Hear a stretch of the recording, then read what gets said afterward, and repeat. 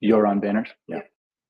Welcome, everyone, to the 8th Annual and 4th Virtual Rhode Island Food System Summit. It's entitled From Seed to Shore, Powering Environmental Stewardship Through Innovative Food System Practices. I'm Catherine Hazard Flynn, and I am the Executive Director of the University of Rhode Island Business Engagement Center, and I will be your MC today. I'm coming to you live from the University of Rhode Island's Kingston campus. We are so excited to have all of you here today, and we have a lot of great speakers lined up for you who are here to talk about innovative food system practices. Before we get started for the day, I'd like to share information about a new initiative designed to provide coordination, technical assistance, and capacity building for farmers and other food businesses in our region. Let's hear more about the Northeast Regional Food Business Center. Good morning. My name is Jana Sproul, and I'm excited to be addressing you here today at the Rhode Island Food Systems Summit to discuss an initiative that has the potential to support the transformation of our region's food systems into a more resilient and equitable food landscape.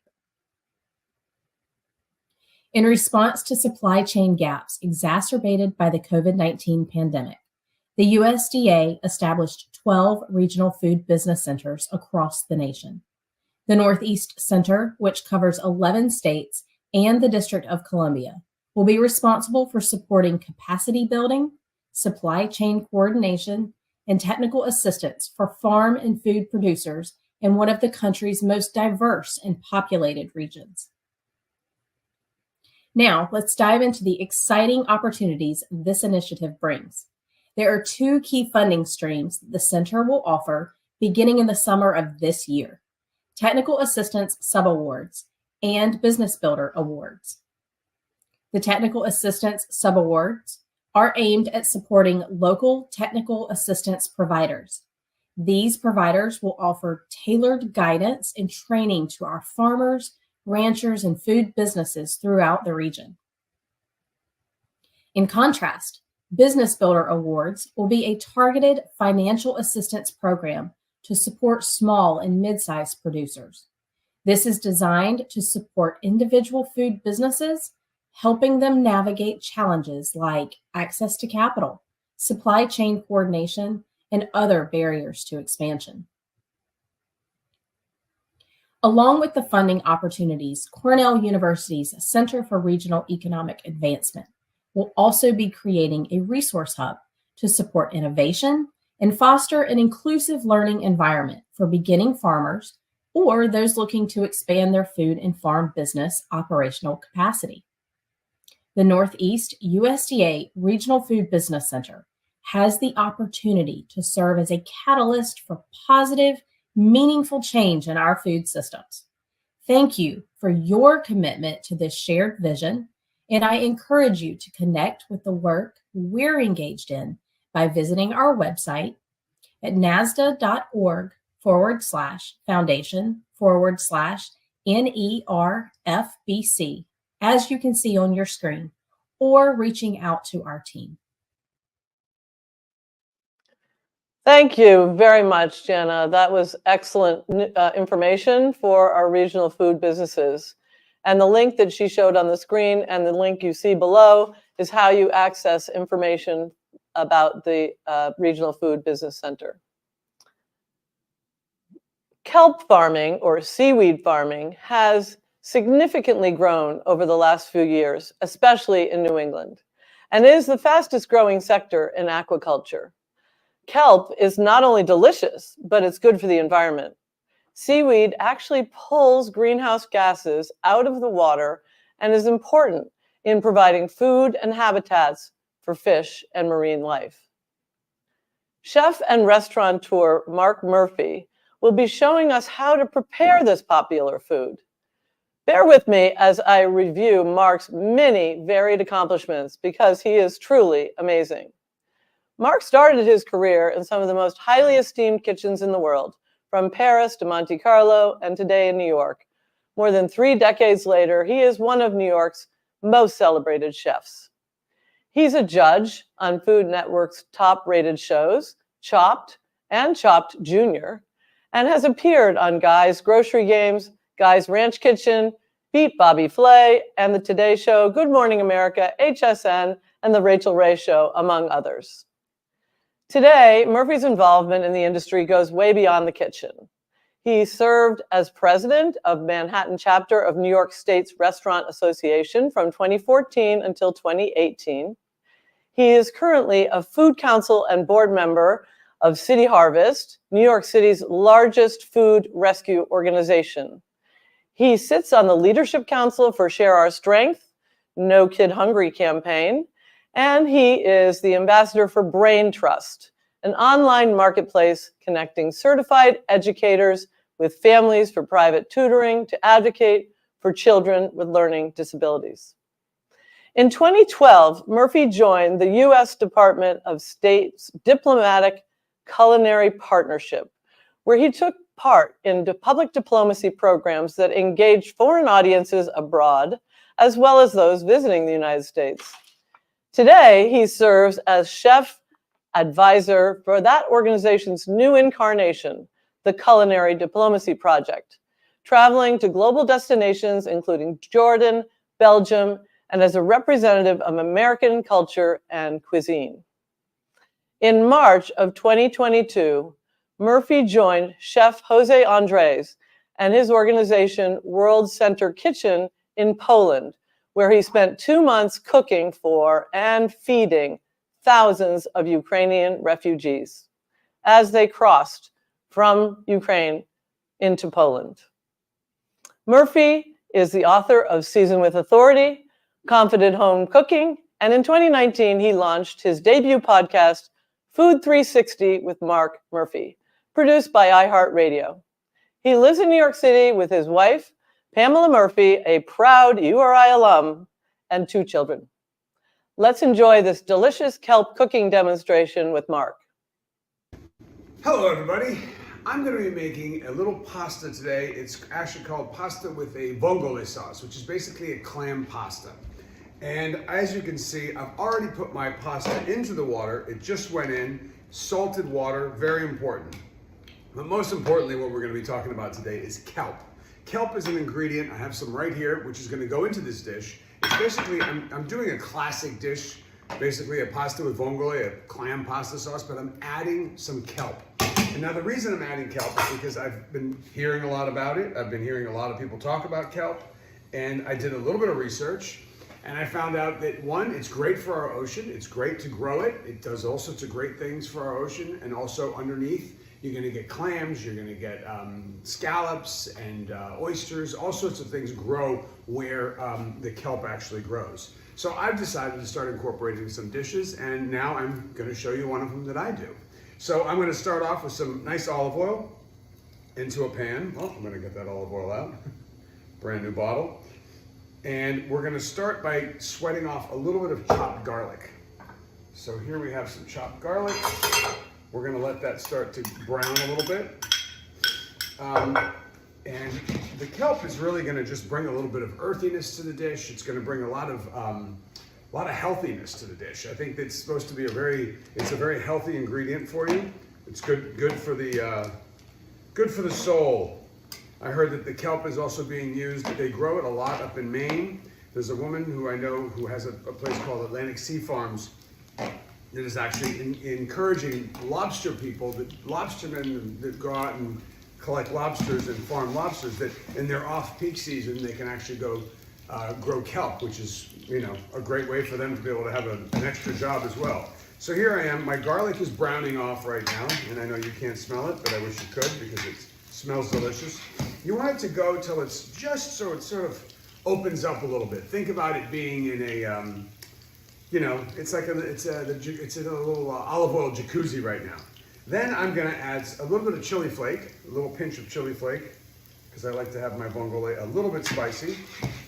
I'm gonna throw my clams. Now these are manila clams, which would probably be growing somewhere near kelp, so they're getting to know each other. I'm gonna we're gonna steam those open. We're gonna put a little bit of white wine in here to let them cook together. I'm gonna cover them. And then once these clams start opening up, and you know, they start cooking. They're basically, when they open up, they're cooked. I'm gonna add my kelp for seasoning. I'm gonna add some parsley for seasoning, and of course a little salt and pepper. Not too much pepper because, as you saw, we've also started off with some chili flake. And the pasta, one thing, I don't know if you guys all know this, but make sure you don't break your pasta in half. That's very illegal, especially in Italy. The pasta stays whole. The reason the pasta is that long is so you can twirl it on your fork. And no, you don't twirl it into a spoon. A pasta bowl is curved, so the corner of the bowl acts as your spoon so you can twirl your pasta. Very important. Also very important to salt your water that you're cooking your pasta in, because you want that pasta water to be, the salt's got to get into the dry pasta. We're using a dried pasta here, it's not fresh pasta, but any pasta you're cooking, you have to make sure you're using the, you put enough salt in there. It's got to be able to be seasoned properly. The other thing that's important is saving, there's certain dishes, and this is one of them, you're going to want to save some of the pasta water, and you're going to want to finish the cooking of the pasta with the sauce as well. And the reason you're using pasta water is because there's starch in the pasta water, and that starch actually helps make that pasta sauce. It thickens it, it helps thicken it. So very important, and that's why a lot of people don't understand why people save pasta water, but that is the main reason, because you want the starch from the water from cooking the pasta to be in there. All right, so now we're just gonna wait a couple minutes here. We're gonna make sure these clams are starting to open up. We've got them covered. It's gonna be just a couple seconds, and we're gonna be putting this whole dish together. It's very simple. Okay, my pasta is almost ready. It's al dente, still a little bit raw in the middle, but we're gonna finish cooking it in here with the clams. There we go. We got the clams, they're all open. We're going to take the pasta and we're gonna put it in here with the clams.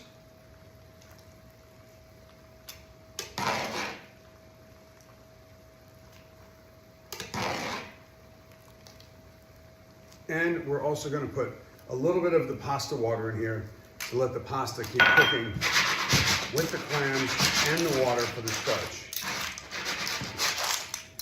All right, we're going to let that go for a little bit. The pasta's going to keep cooking in there. And then what we're going to do is we're going to add our kelp. Here's my kelp right here. It's actually been, it's been lightly blanched and then cut into strips. And this is how you can buy it. I buy it frozen like this. I get it from Atlantic Sea Farms. And as I said, I've started using it. I've started putting it in all sorts of dishes. I actually roasted a chicken the other day with it, and it was absolutely delicious. All of this kelp sort of sat at the bottom with the onions and the carrots, the onions and everything, and it got nice and cooked and soft and sort of absolutely delicious flavors in there. And we're gonna let this cook down for another couple minutes. We're gonna add some parsley and of course a little more olive oil. And that's about it. That's my linguine with clams. Actually, it's spaghetti with clams, but you know, it's a delicious, delicious dish. And we've incorporated kelp. I hope you guys enjoyed this, and I hope you get to try this at home. Cheers, take care. Thank you so much, Mark. I promise never to cut my pasta in half again. That meal certainly looks delicious. To get us officially started, I want everybody to enjoy a very quick video, and then we will launch the 8th Annual Food System Summit.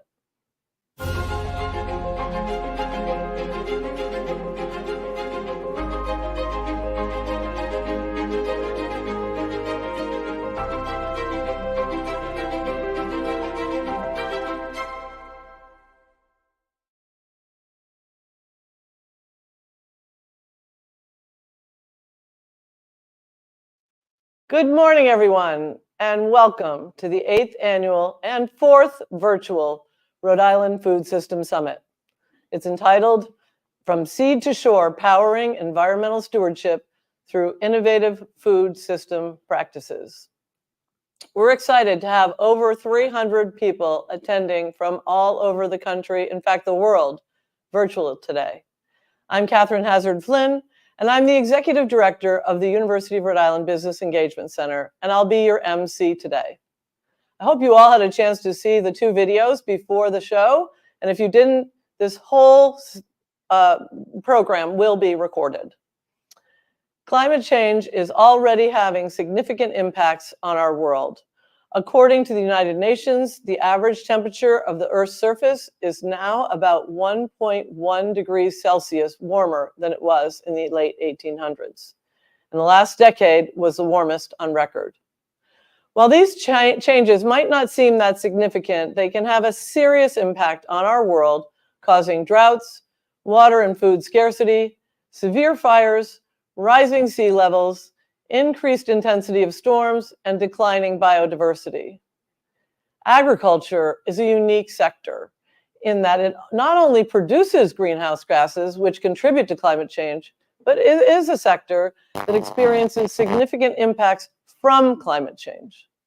According to the Environmental Protection Agency, agriculture accounted for 10% of the greenhouse gas emissions in 2021 from livestock, agricultural soils, and rice production. In turn, changes in climate impact crops and other agricultural yields, as well as increase the distribution of plant diseases and pests. For example, high temperatures in 2011 caused over $1 billion in heat-related losses in livestock. And in 2021, the Northwest Heat Dome, which caused record-breaking high temperatures in northwestern half of the United States, resulted in significant crop losses, with some farmers experiencing 100% crop loss. However, according to a 2021 study, agriculture is also one of the most adaptable activities to varied climate conditions. And this is the focus of our event today. During this event, you will hear from speakers discussing a wide range of topics, including what impacts they have experienced and are likely caused by climate change, and how innovative practices in agriculture and aquaculture can support a more sustainable food system and contribute to the health of our environment.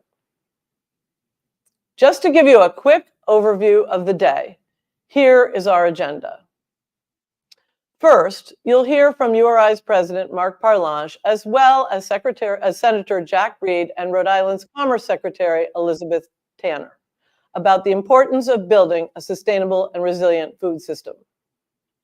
Then, you'll hear from Rhode Island's friend, Janet Coit, the Assistant Administrator for Fisheries at the National Oceanic, easy for me to say, and Atmospheric Administration, about our nation's seafood strategy.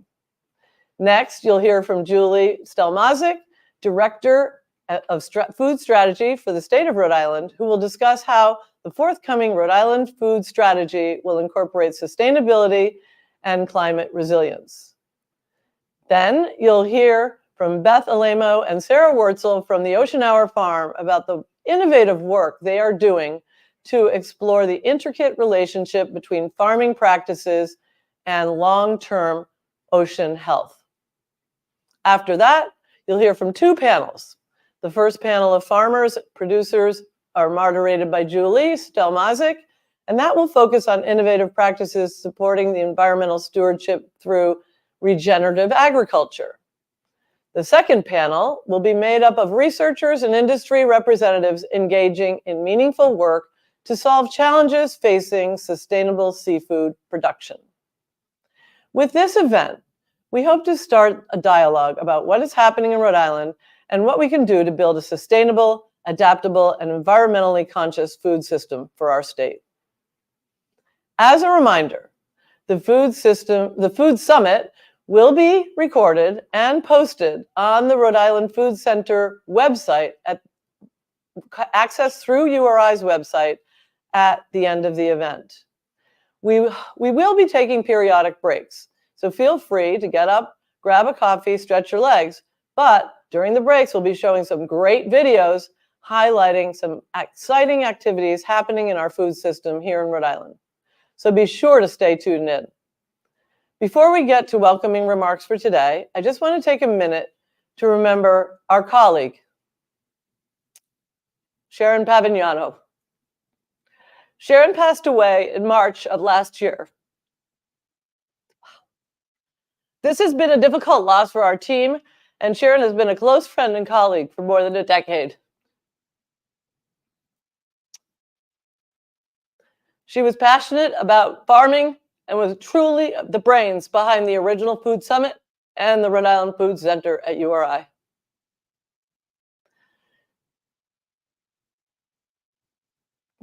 She's the reason we've been able to gather each year and discuss issues important to our food system.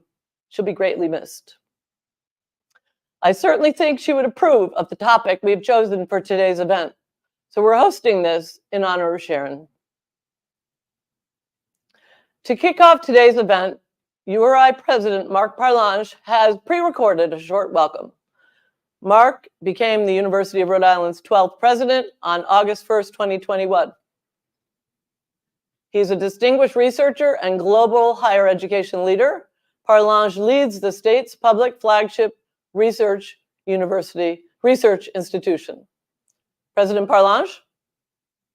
So welcome and thank you for joining us today for the 8th annual and 4th virtual Rhode Island Food System Summit, hosted by the URI Business Engagement Center. I'd like to begin by acknowledging that the University of Rhode Island occupies the traditional stomping ground of the Narragansett Nation and the Niantic people. We honor and respect the enduring and continuing relationship between the indigenous people and this land by teaching and learning more about their history and present-day communities, and by becoming stewards of the land we, too, inhabit. I want to give a warm welcome to Senator Jack Reed and to all the members of the Governor's Office and Rhode Island Commerce and all the representatives joining us from our state and local governments. We are also pleased to welcome Janet Coit, Assistant Administrator for Fisheries at the National Oceanic and Atmospheric Administration. Janet is the former director of the Rhode Island Department of Environmental Management and spoke at our very first Rhode Island Food Summit system at URI. We are pleased once again to host stakeholders from across our food system as we discuss the issues most important to our state, our region, and our nation. Today's event, From Seed to Shore, Powering Environmental Stewardship Through Innovative Food System Practices, truly captures the expertise of our institution. Agriculture is at the heart of our university. As the state's land and sea grant public research institution, URI began as the state's agricultural experiment station and agricultural school chartered in 1888 on the traditional lands of the Narragansett. For more than 130 years, URI has been supporting farmers and producers through our research and programs, and we have always been at the forefront of critical advances in food production and sustainability in the state. Take our sustainable agriculture and food system programs, which saw a 38% increase this year in undergraduate applications. Students in the program take a systems-based, interdisciplinary approach to areas like agriculture, aquaculture, fisheries, nutrition, and food safety. Similarly, we are leading the conversation in environmental stewardship. URI is home to the Rhode Island Sea Grant, one of 34 programs of its kind in the country working on long-term economic development and responsible use of coastal and marine resources. In fact, the founding dean of our URI Graduate School of Oceanography helped start the program in the 1960s, resulting in URI becoming one of the first 4 Sea Grant colleges. We are thrilled to once again host this year's event, and we want to thank you all for joining us for the 2024 Rhode Island Food System Summit. Enjoy the day. Thank you, President Parlange. You and your wife, Mary, have been amazing leaders when it comes to sustainability, and it's always exciting to hear that our programs are increasing by 38%. That's amazing. Next up is a short pre-recorded welcome from Rhode Island Senator Jack Reed. Senator Reed has been a long-time supporter of URI and food innovation in our state. Thank you, Senator Reed, for taking the time to support the 2024 Rhode Island Food System Summit. Hello, I'm Senator Jack Reed. I'm pleased to join you for the 8th Annual Rhode Island Food System Summit. I'd like to thank President Kalange, Catherine Flynn, and everyone at the URI Business Engagement Center for hosting today's event. I also want to thank Janet Coit, Assistant Administrator for NOAA Fisheries, a longtime Rhode Islander, and as Vice President of her fan club, an extraordinary public servant. Food is the basic building block of health and well-being, and our local farmers and fishers are producing some of the most nutritious and sustainable foods available. And at the same time, they are contributing to the economic health of our communities. That is why we need to invest in our state's agricultural value chain to create a more durable and resilient local food system. And the federal government can help in supporting that work. I was proud to support President Biden's local food purchasing program, which provides funding for states to buy food from local producers for hunger relief efforts. In Rhode Island, that investment is already paying off. Led by the Rhode Island Department of Environmental Management and Farm Fresh Rhode Island, these federal funds have helped support over 80 different local producers, feed more than 65,000 Rhode Islanders, and strengthen our agricultural supply chain resilience. And because this program has been so successful, I am working on legislation to make the local food purchasing program permanent. This work requires our best and brightest ideas, and that is why I'm so pleased that you are all here today, looking for ways to make our food system more sustainable and resilient. I look forward to seeing the great ideas and action that comes out of this summit. Thank you very much. Thank you, Senator Reed. Next, we have a short pre-recorded video welcome from Rhode Island's Commerce Secretary, Elizabeth Tanner.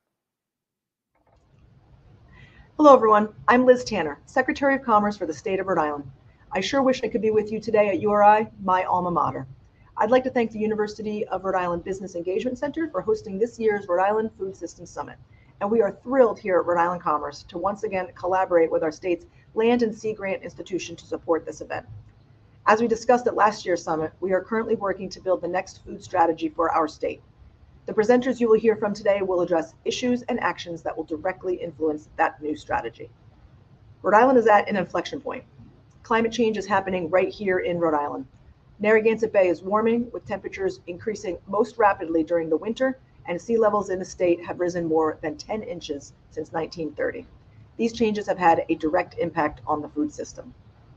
Fluctuations in our waters means not only that there will be changes to what is available in your grocery store and on your plate, but it also means changes to the vitality of our state's fishing industry. Significant sea level rise means significant impacts to property and greater impacts from coastal storms. If we continue on the same path, sea level rise is projected to increase by at least 9 feet in about 80 years. As a state, we are focusing on reducing emissions with cleaner energy, electric transportation infrastructure, and lots of other changes. But there's more that we can do, and one place we can start is through innovative practices in our food system. We are looking to the experts you'll be hearing from today and all of you watching this event to help us build a food strategy that responds to these threats. We are looking to you to help us develop a strategy that is sustainable and environmentally conscious, and one that respects the traditions and cultures of those who call Rhode Island home. Thank you all for joining us today, and for all that you have done and will do to continue to support the future of Rhode Island's food system. Enjoy the day and go Rhody. Thank you, Secretary Tanner. We love that you're a proud Rhody alum.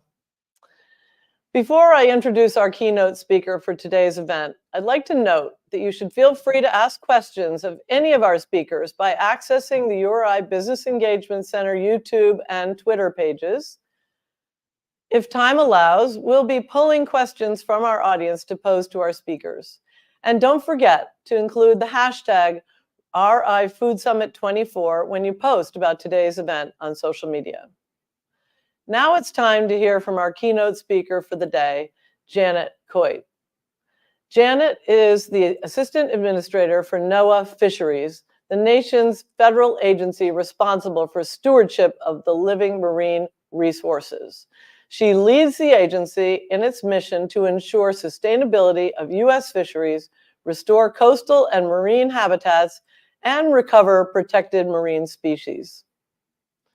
Since being appointed in June of 21, Janet has spent much of her time connecting with people to better understand how NOAA fisheries can support habitat conservation and the resilience of coastal communities and the seafood sector.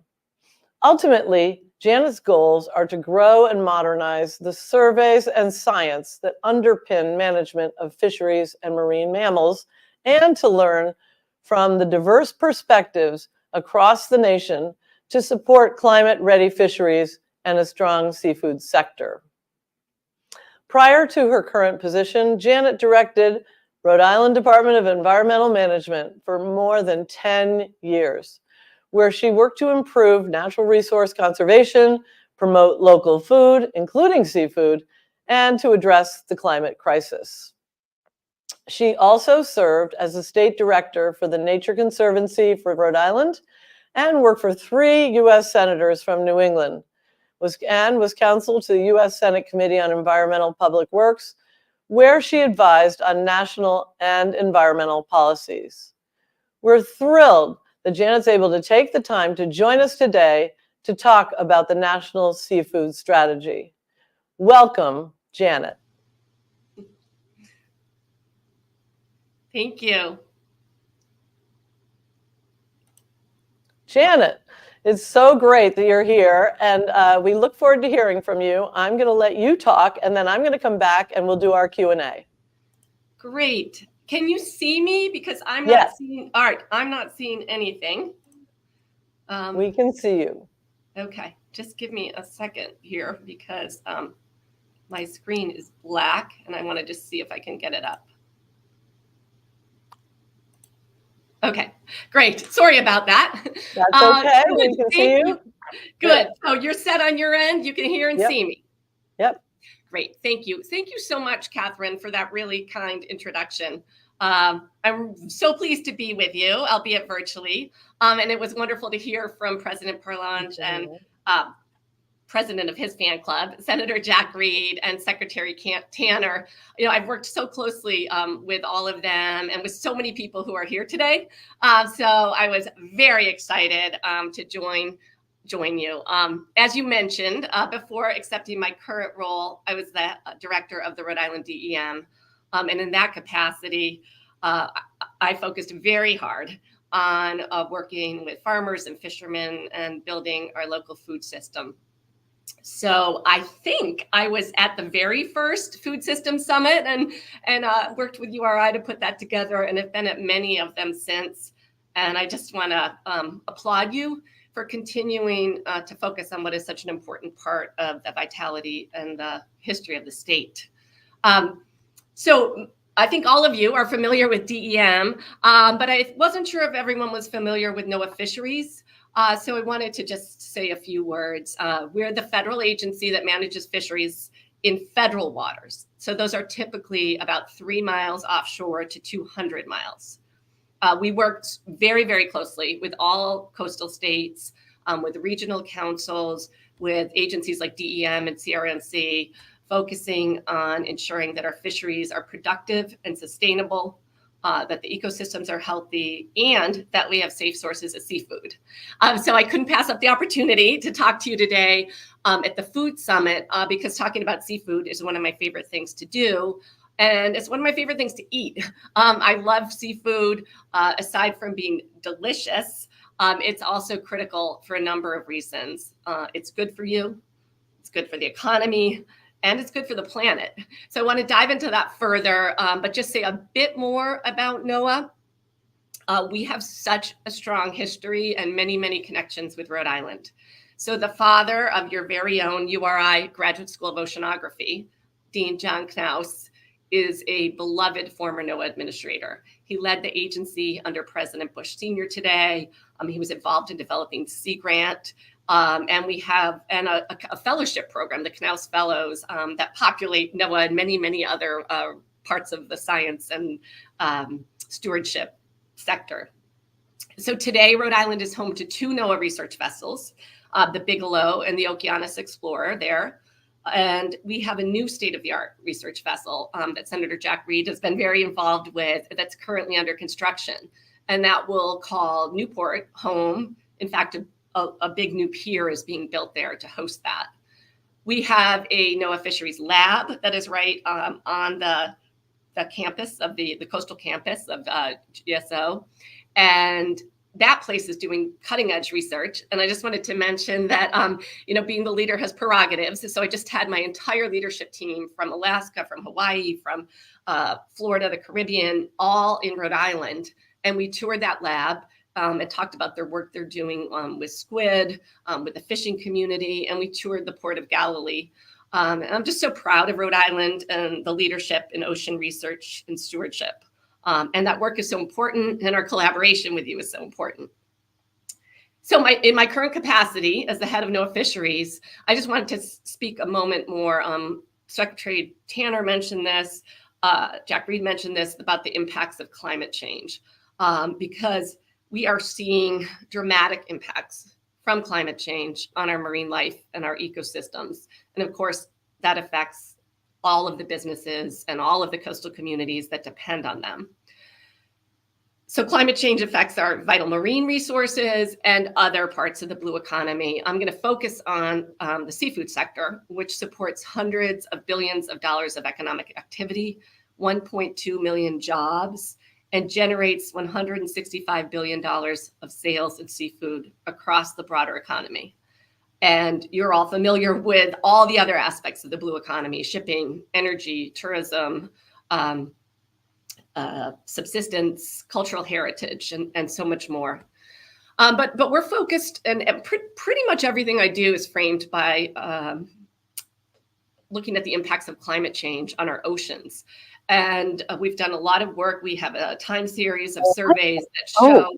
Gosh, okay, I'm glad I asked. Yeah, okay. neither was right. That show how the location and the productivity of our fish stocks and our protected species, like endangered North Atlantic right whales, are changing. Warming waters have led to changes in where prey are in ecosystem, and it's impacting whole fishing communities. So the work that we are doing to understand better ecosystem impacts from climate change, it affects all of our fishery management, it affects aquaculture, and it's at the heart of some of our work to conserve and restore protected species. So I doubt this is true for anyone in the audience, but I have learned that many Americans are unaware that they're experiencing the impacts of climate change. And I think Rhode Islanders see that in the combination of sea level rise and intense storms that are eroding our coast, just like the last couple of weeks. And our fishing community was where I first was really able to see the impacts of climate change. And that includes lobsters leaving Narragansett Bay. It includes the collapse of the commercial winter flounder fishery. We're seeing these changes happening rapidly. Fish like cobia, that's common to tropical waters, is an emerging fishery and focus in Rhode Island. NOAA Fisheries, together with the state of Maine, we just decided to terminate an annual long-standing survey in the Gulf of Maine that measures northern shrimp. And why? Because a species that was once a very important fishery no longer inhabits the warmer waters of the Gulf of Maine in numbers that are large enough for commercial harvest, or in this case, to even bother measuring. Alaska, which I have visited many times in this role, is home to our largest commercial fisheries. And Alaska is truly on the front lines of climate change, changing rapidly. Just as a touch point, I'm sure that many, many people have seen Deadliest Catch and seen the rigors of fishing in the challenging seas off the coast of Alaska. But the recent crash of the snow crab in the Bering Sea, that affected the fishermen who were featured on that show. And it's having a devastating impact on people who depended on that fishery. Marine heat waves that occurred in 2018 and 2019 contributed to the collapse of the snow crab population. And the affected fishermen went from landing more than $200 million worth of crabs in one year to a season closure the next. And as we've studied this mortality event, it appears to be one of the largest in the entire world, where we can demonstrate the impacts of climate change on ocean megafauna as a result of a marine heat wave. So the bottom line is, and I just want to start with that climate change is affecting the sustainability of our marine life, including the seafood that we eat and grow. And so that this is a huge challenge for all of us, and I know we're working to address it. So with that as a backdrop, I want to just shift to all things seafood and to highlight the value of seafood in this broader discussion that you're having about food systems and food security. And I want to thank you again, Catherine, and the organizers of the event for what is just a fantastic lineup of speakers who will delve into these issues of sustainable food systems, the work of agricultural practices, including those like regenerative aquaculture that improve the health of the ocean. So there's a lot to discuss and a lot to learn from one another and a lot to learn from Rhode Island about how to build a more resilient seafood sector. And I know people are tuning in from other places too, but of course my heart is in Rhode Island. So seafood. Seafood is good for us. Fish and shellfish are a great source of lean protein. They're rich in nutrients. They're rich in omega-3 fatty acids, and those play a key role in heart, immune system, and brain health. The latest dietary guidelines for Americans highlight that. Seafood is important for infants and toddlers for brain development. It's a healthy diet for adults. And we're recommended to include 8 or more ounces of seafood a week in our diets. And as we know well in Rhode Island, it's also a foundational part of the identity of our coastal communities. Seafood is good for the economy. Aside from everything I've said about its importance for collective health, it's also a boon to many, many coastal communities where jobs depend on the bounty of the sea.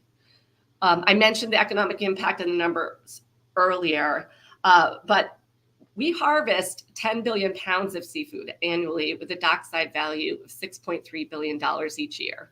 So there's a reason that that NOAA's in the Department of Commerce. It's big business. Seafood's good for the planet, whether it's farmed or fished. It has among the lowest carbon footprint of any protein.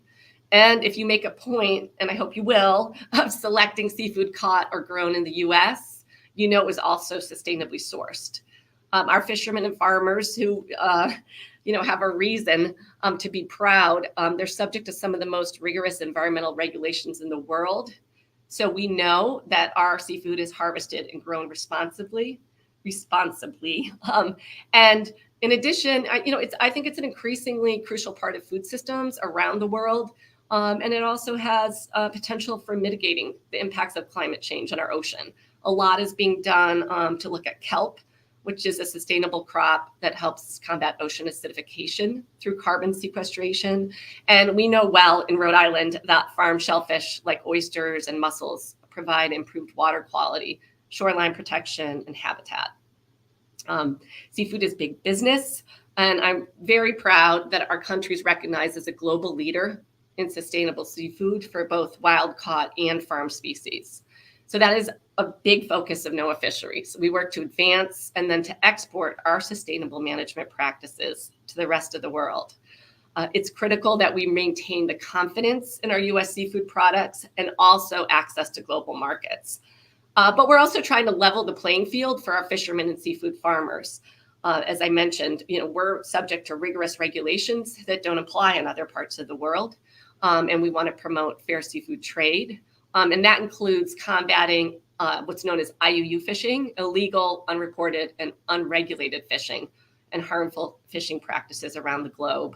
So at NOAA Fisheries, we have a whole international and trade program that's focused on that. So for all these reasons, the U.S. seafood sector is essential for people, the economy, and our planet. So how do we ensure it remains strong and resilient in light of the unprecedented changes that we're facing today? With NOAA's National Seafood Strategy, we're committed to supporting a thriving domestic U.S. seafood economy now and into the future.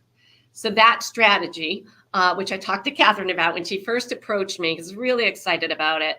It lays the groundwork and outlines NOAA Fisheries direction over the next 5 years to support a robust seafood economy. And we know that U.S. seafood industry and our fishermen in the Northeast are facing a lot of challenges. The changing ecosystems due to climate impacts, the global market disruptions, recently COVID, other ocean uses, and significant labor shortages, and in many, many parts of the nation, aging infrastructure. So all of those are challenges that are causing our fishing communities to feel the brunt of economic uncertainty. And we want to be responsive to them, working with you so that our fishing communities can remain vital and we can continue to bring in and grow our seafood sector. So I want to take a moment just to touch on each of the 4 pillars in our national seafood strategy. So the first goal is to maintain or increase sustainable U.S. wild capture production. And I want to be very clear that our science and our regulatory work are at the heart of maintaining a sustainable resource. So over the last few decades, we have made tremendous progress. We've rebuilt fishing stocks that were previously overfished. And we're constantly working with the support of Congress to expand our science and to ensure that our management is responsive to the changes that we're seeing in the water, and to support new and emerging fisheries like Jonah crab in New England, which is another subject of research locally at the Narragansett Lab. Our second goal is to increase sustainable U.S. aquaculture production.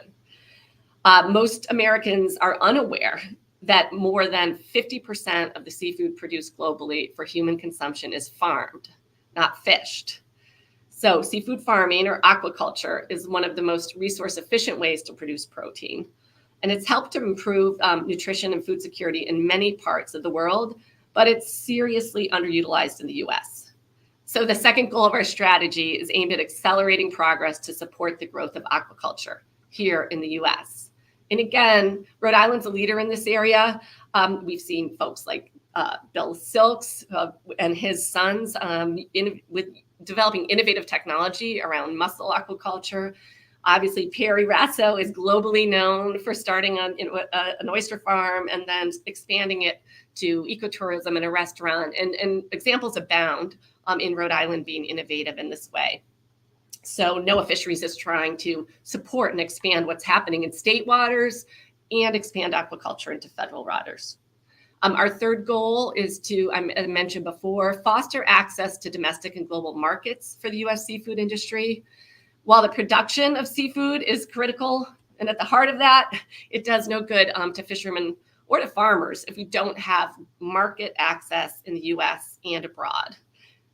So Americans need more seafood on their plates, and we want to increase public awareness of the availability and the sustainability and the nutritional value of U.S. seafood. So again, we're working with states like Rhode Island and other partners to develop seafood marketing strategies to put more U.S. seafood on U.S. plates, and particularly for the underserved. We've done a lot of work with the U.S. Department of Agriculture and their food procurement programs, and that's similar to some of what Julie and Commerce have worked on to increase purchasing and include purchasing of seafood for school lunches and for community food banks. Finally, the last pillar of our strategy is around just strengthening the entire sector. So the focus of my agency is primarily the management of healthy fisheries, but we know that doesn't end at the dock. So we're working across the US government to strengthen the entire sector and to look at things like infrastructure, ports, hatcheries, vessels, processing facilities, what makes up a working waterfront. And that's critical to maintaining and then growing opportunities for coastal seafood communities and for the local and regional food networks that you're discussing. I just want to say hats off to Rhode Island DEM and to Governor McKee because the state is continuing to invest in modernizing the Port of Galilee, the Newport State Pier, developing a new facility in Tiverton, and that infrastructure and preventing it from gentrifying or preventing its loss is critical to our seafood industry and a real issue where we're losing those places. I wanted to give a shout out to the Sea Grant Network and Rhode Island Sea Grant workforce development. When we interviewed folks around the nation, attracting and training folks to join the workforce in the commercial seafood sector is a real challenge. And nationally and locally, Sea Grant has done incredible work on workforce development. And I also wanted to mention URI's Partnership for Research Excellence in Sustainable Seafood, or PRESS, which I believe you'll be hearing about later this morning. That's another great example of the kind of collaborative, science-based approach to responding to the challenges of our coastal communities. And so I hope that's a model initiative and one that will be replicated and scaled up. Our approach to implementing the strategy is to focus on services to industry. And on top of everything else I mentioned, we're looking at working with the academy to get new socioeconomic and market analyses. We're looking to improve our loan services out of NOAA and to support innovations in technology, to just name a few of some of the other things that are happening more broadly. But I want to reiterate that we cannot and we do not do this alone. I think one of my advantages in this role is having worked at a state agency for 10 years and seeing the brilliance and the innovation and the pilot programs happening at the state level. So partnerships and leverage, that's critical to our success. And we can learn from what is happening in Rhode Island, and we can learn from what's happening across the nation. So events like this really open our minds and open the door for new ideas and collaborations. And again, I was in Rhode Island when the legislature created the Seafood Marketing Collaborative. And I love following the Instagram account and looking at all the ways from Quahog Week to the seafood label and featuring fishermen and featuring restaurants, all of the things that are happening in Rhode Island to promote seafood marketing. And what you're talking about in regard to regenerative aquaculture, that's really exciting. And that has to happen at the community and the local and state level. Thank you, Janet. Amazing. Yeah, Your work is incredible. And thank you also for taking the time out of your day. I know you're busy and you're coming to us from Washington, D.C., but what you've done at NOAA is really admirable. And we are so happy. By the way, thank you for wearing your roadie blue top, too. That's very important. Very important when you're broadcasting to URI. Anyway, unfortunately, because of the time, we don't really have time for questions, but we are capturing any questions that get asked on YouTube. And we will also send them over to Janet at NOAA, and we can get you answers that we will be posting on the website. So stay tuned on that. But I really appreciate how NOAA has built a seafood strategy that emphasizes resilience within our food system. Thank you, Catherine. Thank you. Thank you, everyone. I hope you enjoy the rest of the forum and encourage you to make sure you know what is landed locally and to make seafood a regular part of your diet. Thanks. I do, and I hope everybody on this call does too. Thank you very much. Take care. Once again, I will emphasize, feel free to ask questions of our speakers on the Business Engagement Center YouTube and Twitter pages. If time allows, we'll be pulling them. If we aren't able to, in this case, we weren't, but if we're not able to pull the questions, we will respond online and through the Business Engagement Center website. Next, I'd like to welcome Julie Stelmazik. She is the Director of Food Strategy for Rhode Island Commerce Corporation. Her position is also supported by Janet's agency, the previous agency, the Rhode Island Department of Environmental Management, and also by the Rhode Island Department of Health. She joined the Commerce team in 2021 with a decade of experience in the food and agriculture sector, working with schools, businesses, and institutions to address sustainability issues and increase regional procurement. Most recently, Julie served as the manager of the Regional and Sustainable Food Systems for Boston College, where she launched an initiative to increase institutional procurement of regional food in support of the New England Food Vision, and implemented sustainability practices to improve environmental and social impact of campus food services. She'll be sharing with us today how resilience will be part of the fabric of the new Rhode Island food strategy. Welcome, Julie. Thank you, Catherine. Good morning. Good morning. I wore my vegetable shirt for the occasion. That was so Okay, exciting. that's all. You can wear that instead of rhodey blue. We'll let you go on that. Thank you. Thanks, Catherine, and thank you, Janet. I had seafood for dinner last night, so I love how much you're talking about seafood as a sustainable protein source. I'm thrilled to be back again. This is my third food summit, and it's such an honor to follow Janet, who was one of the early advocates for the food strategy and the food systems work in 2017 when the Relish Rhody plan first launched. Since we're virtual, I know that people are joining from across, of course, the state, across the region, and even the country, I'm told. So I would like to invite you to put in the chat where you're calling in from today. I think it'd be really interesting to see where everyone's listening from. For the last 8 years, this summit has served as an annual convening of partners across the public and private sector, working to build a more sustainable local food economy in Rhode Island. A lot has happened in that time, many leadership changes, a new administration, and even a renewed interest in food security issues. Through it all, URI has continued to put energy into gathering and allowing us to learn and connect. And to me, that is its own measure of resilience. So thank you, Catherine, for carrying on. And thank you to you and your team for carrying on. I'd also like to recognize the contributions of someone we lost this year who helped shape the summit, and that's Sharon Pavignano. She was such a passionate advocate for our local food system, protecting farms and fisheries, and her absence is deeply felt today. This year's summit is focused on the role of food and environment. And I'm particularly passionate about this topic because it's the reason I decided to work in food and agriculture many years ago, and it still motivates me today.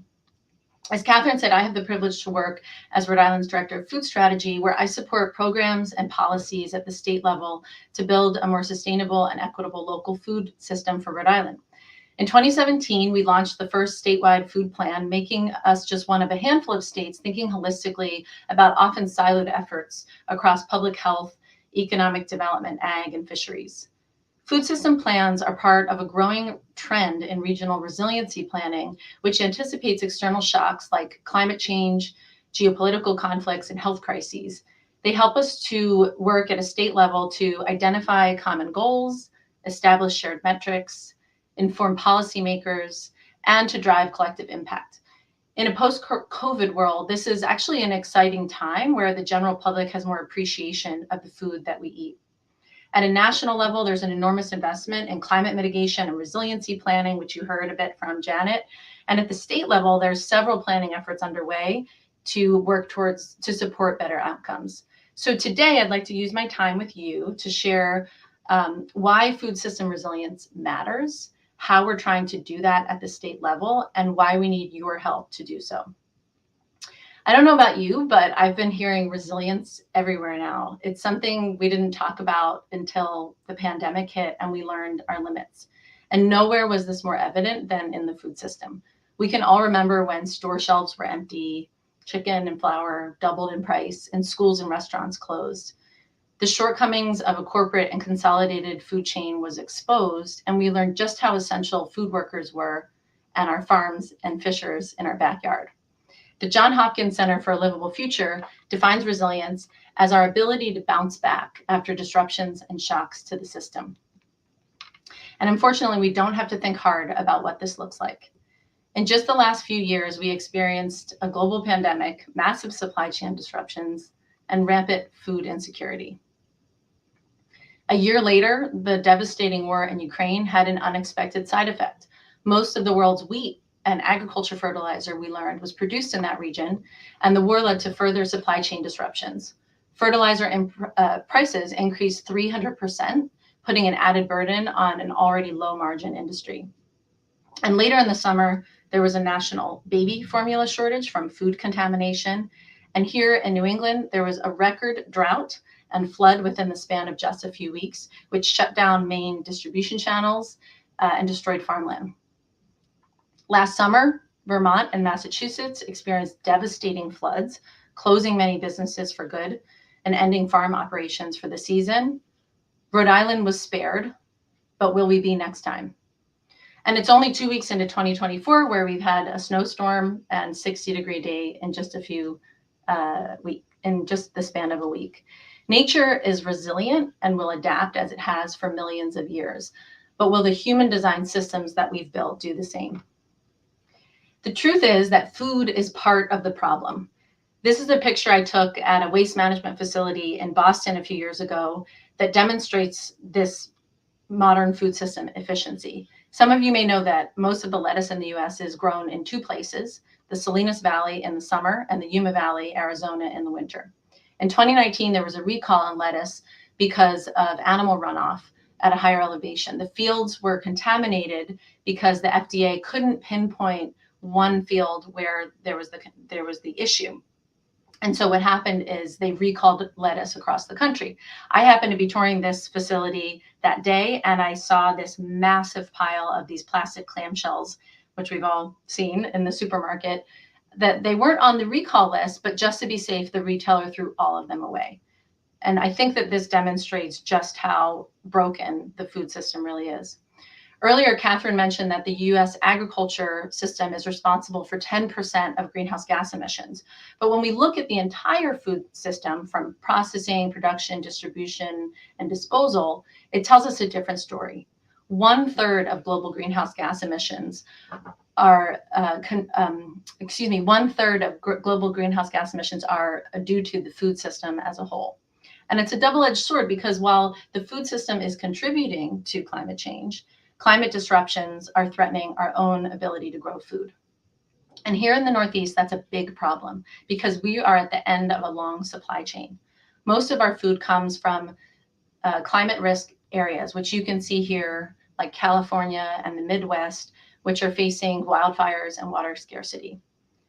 And when we do experience these disruptions, not everyone can handle them the same. And this is where food inequities show up. Data shows that low income and communities of color are disproportionately impacted by food insecurity. Here you can see in 2021 in Rhode Island that Black and Latinx households experience food insecurity 3 times that of white households. This is unacceptable. We need to take an honest look at these disparities and weak points in our food supply. But the good news is that food is also part of the solution. This is another photo I took last year at Movement Ground Farm in Tiverton, where young farmers are practicing agroecological methods of farming. Here you can see cover crop like clover and dandelion, which contribute nitrogen to the soil, and hens grazing, who also add fertilizer through their waste to the soil. We know that healthier topsoil can hold water better in times of drought and filter it like a sponge during flooding. It's a great example of a nature-based solution. How we produce and eat food has enormous potential to reverse global warming. Project Drawdown is a book by leading scientists and policymakers that tells us that 8 of the top 20 solutions to reverse climate change is actually through food. Things like eating a plant-forward diet, conservation agriculture, and addressing food waste. So with this in mind, what can we do here in Little Rhodey to reduce food-related climate pollution, to leverage our working lands and waters as carbon sinks? How can we ensure that future generations can feed themselves? And how are we preparing for the next disaster? What I'd like to do with you today is share 3 ways we're working to address these questions at a state and local level. The first is through an innovative regional collaboration with the 6 New England states. The ability to produce more of our own food is just one measure of resiliency. Rhode Island Commerce and the Rhode Island Food Policy Council are part of a regional collaboration called New England Feeding New England, where we're working to support solutions that can help reach that goal of 30% regional food production by 2030. This report from last summer shares what that might look like. Just to give an example, in Rhode Island, we have limited land, to pasture animals, unlike Vermont and Maine, but we do have abundant seafood, coastal waters, aquaculture, and a fisheries port. So what would it look like to facilitate more direct trade channels between our states rather than using national distribution systems? Another thing we're doing is working on collective measurement. We don't actually know exactly how much food we produce here that is consumed here because there's no federal data source on this. So we're working with the other New England states on a local food count study where we can actually calculate this at a state level. So for any food buyers or businesses on the call today, expect to hear from us soon to get some of that data. Another way we're working to build resilience is through targeted investments in mid-supply chain infrastructure, those processing, transportation, refrigeration issues. We're lucky in Rhode Island to have a vibrant food and farm market economy, but we hear that producers often lack access to markets and infrastructure in order to scale and compete with national products.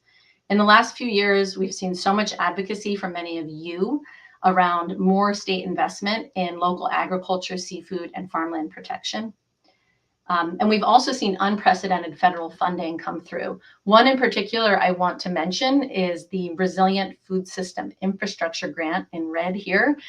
This is a new funding source that's coming from the USDA to all states, and Rhode Island received about $2 million to do infrastructure and equipment grants. The application is open right now through January 21st through the Department of Environmental Management. So I encourage you to check that out and expect to see more changes in the next few years. And the third way that we're working on this is through public planning, which I believe will put us in a stronger position to respond to future crises and set us on a path towards more resiliency. Two of these planning efforts I want to mention today. One is the Rhode Island Food Preparedness and Recovery Plan. This is being led by our partners at the Rhode Island Food Policy Council, along with other state agencies and community groups. This plan will help identify gaps in the food system and prioritize issues facing the most vulnerable communities in Rhode Island to help be better prepared for future disruptions like the ones I mentioned earlier. It will also look at where there's the most risk in our supply chain and how we can make better investments and build stronger relationships to recover faster. The other one is one that I'm leading in partnership with state agencies and community organizations, and that's to develop a renewed food strategy, a 2030 Rhode Island food plan, which I mentioned last year at the summit. This 2030 planning effort will build on the work of the 2017 plan, Relish Rhody, to address food system issues across environment, economy, and public health. It will identify long-term strategies and I hope bold goals for collective action. In 2023, we spent time looking back at the last 5 years to understand where we made progress and where we could have done better.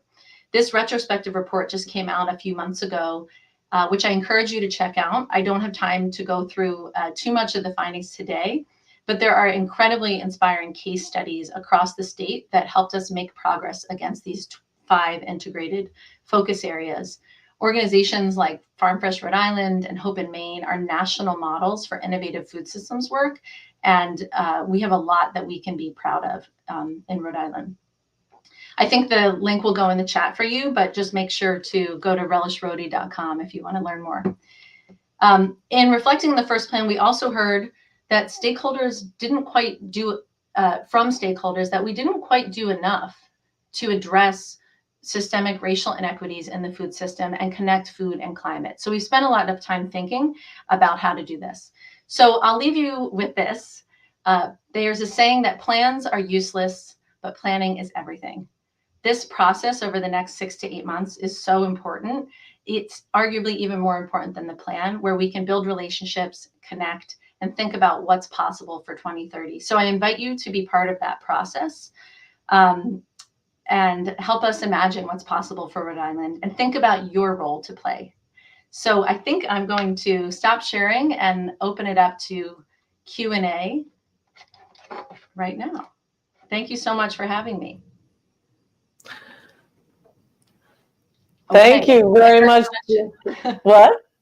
There was a question. Am I reading the questions, Catherine? You can go ahead. We have time for maybe one question. So here it is. How can I get involved in these planning efforts? How can I get involved? So the best way to get involved is to go to relishrody.com and sign up for the communications so that we can directly connect with you on how to talk to you, your organization, your business, your community.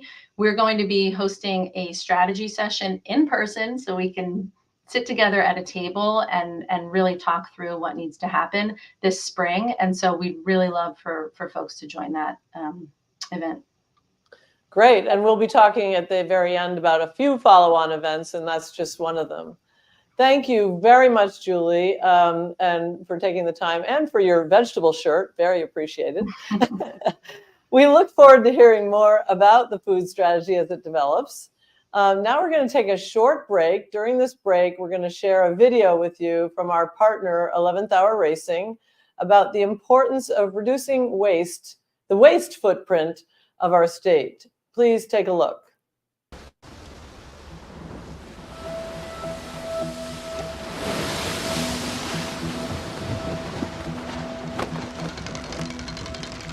My grandfather always said, you see, there's a trick to it. And then he would patiently, precisely explain how it all works. A clever way to fix it. A brilliant solution to some problem that we got ourselves into. We take these things for granted. This knowledge, these tricks. But that's the magic of this world. To be confused, challenged, and then find a solution to a difficult problem. Whether it's the mechanical man-made gadgets or the mysterious wonders of the natural world. Take the oyster, for example. I mean, look at this thing. It doesn't look like a magician, but watch this trick. A handful of oysters, some filthy water, and a few hours later, presto, a tank of clean water. How does that happen? Magic? How did this happen? It's 1908. There are 350 square miles of oyster reefs in the New York Harbor. Manhattan is the oyster capital of the world. Then, 100 years later, almost nothing. That's more than 169,000 football fields of delicious oysters reduced to zero. A disappearing act. Sleight of hand. As we were all looking one way, obscured by the glass and concrete and stone, our gaze trained on the bustle of the boulevards and boardrooms, poof, gone. And in its place, a dirty tank. We often feel like we are audience members in this show, feeling slighted or tricked by the system. A system that feels too big to change. Too many giant cogs in a wheel with rusty, crunching gears. A system that's become a part of us, but can easily feel apart from us. Distant. Not in my backyard. But what about your backyard? Can you do something magical there? Have you seen this trick? Watch this. I mean, look at that. A little closer. Closer. Ah, yes. Tiny organisms. Tiny magicians working their decomposing magic. A small act, but if you zoom back out, a little further, look at all these backyards. Our waste can make a difference. It can sequester carbon. It can create a healthier world if we shift gears, just slightly, and let it perform its magic. So we get this instead of more of this. Little steps by a bunch of little magicians, from tiny organisms to these bike-riding badasses to these guys. I mean, they think that if we restored even a portion of the oyster reefs in the New York City harbor, and over the next 10 years, put 1 billion of these back into this tank, those resilient rocks will be able to filter all of this every 72 hours. Like tiny microscopic gears and ancient turbines firing on celestial cylinders, more powerful than most man-made machines. From the ocean to our soils, an invisible cycle that connects it all. So, like my grandfather always used to say, you see, there's a trick to it. And that trick, maybe it's knowledge, sometimes a very specific knowledge, and understanding. That's the magic. That healthy soil that grows our food. That life-giving water that flows around us and beneath us and waves and beckons to us at our shores. Even that wind in your sails that you harness on great journeys or small adventures. That's all magic. Choose magic.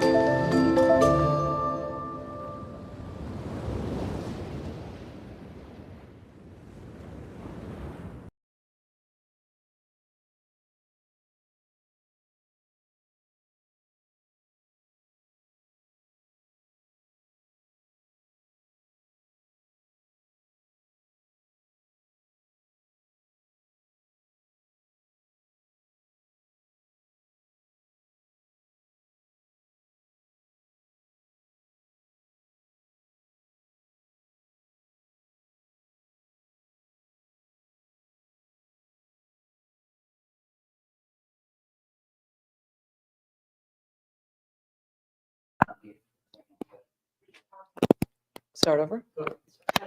Welcome back, everybody. As a reminder, please feel free to ask questions of our speakers today by accessing the URI Business Engagement Center, YouTube, and Twitter pages. If time allows, we'll be answering those questions in person, or we can do it on our website if we don't have time. Our next speakers come to us from the beautiful Ocean Hour Farm in Newport, Rhode Island. The farm is a gathering place for demonstration, education, research. It draws on the connections between ocean health and climate science, as well as experiential education. Ocean Hour Farm is a sibling organization to 11th Hour Racing, who you just heard from, and both are part of the family of philanthropic organizations started by Eric and Wendy Schmidt to make the world a better place for everyone. I'll be talking today to Sarah Wurtzel, the farm director, and Beth Alimo, education program manager, about the innovative practices that Ocean Hour Farm team has been implementing to support greater environmental stewardship, particularly related to ocean health. Welcome, both of you. Thank you. Glad to have you here. We are going to start today with Beth. Beth, can you tell me a little bit more about how Ocean Hour Farm came to be and what the mission of the organization is? Yeah, definitely. So the original idea for Ocean Hour Farm actually came from the founders of 11th Hour Racing, which for folks who aren't as familiar with 11th Hour Racing, they are a philanthropic entity also based in Newport, Rhode Island, who use the power of sport to promote strategic and collaborative systematic change all around ocean health.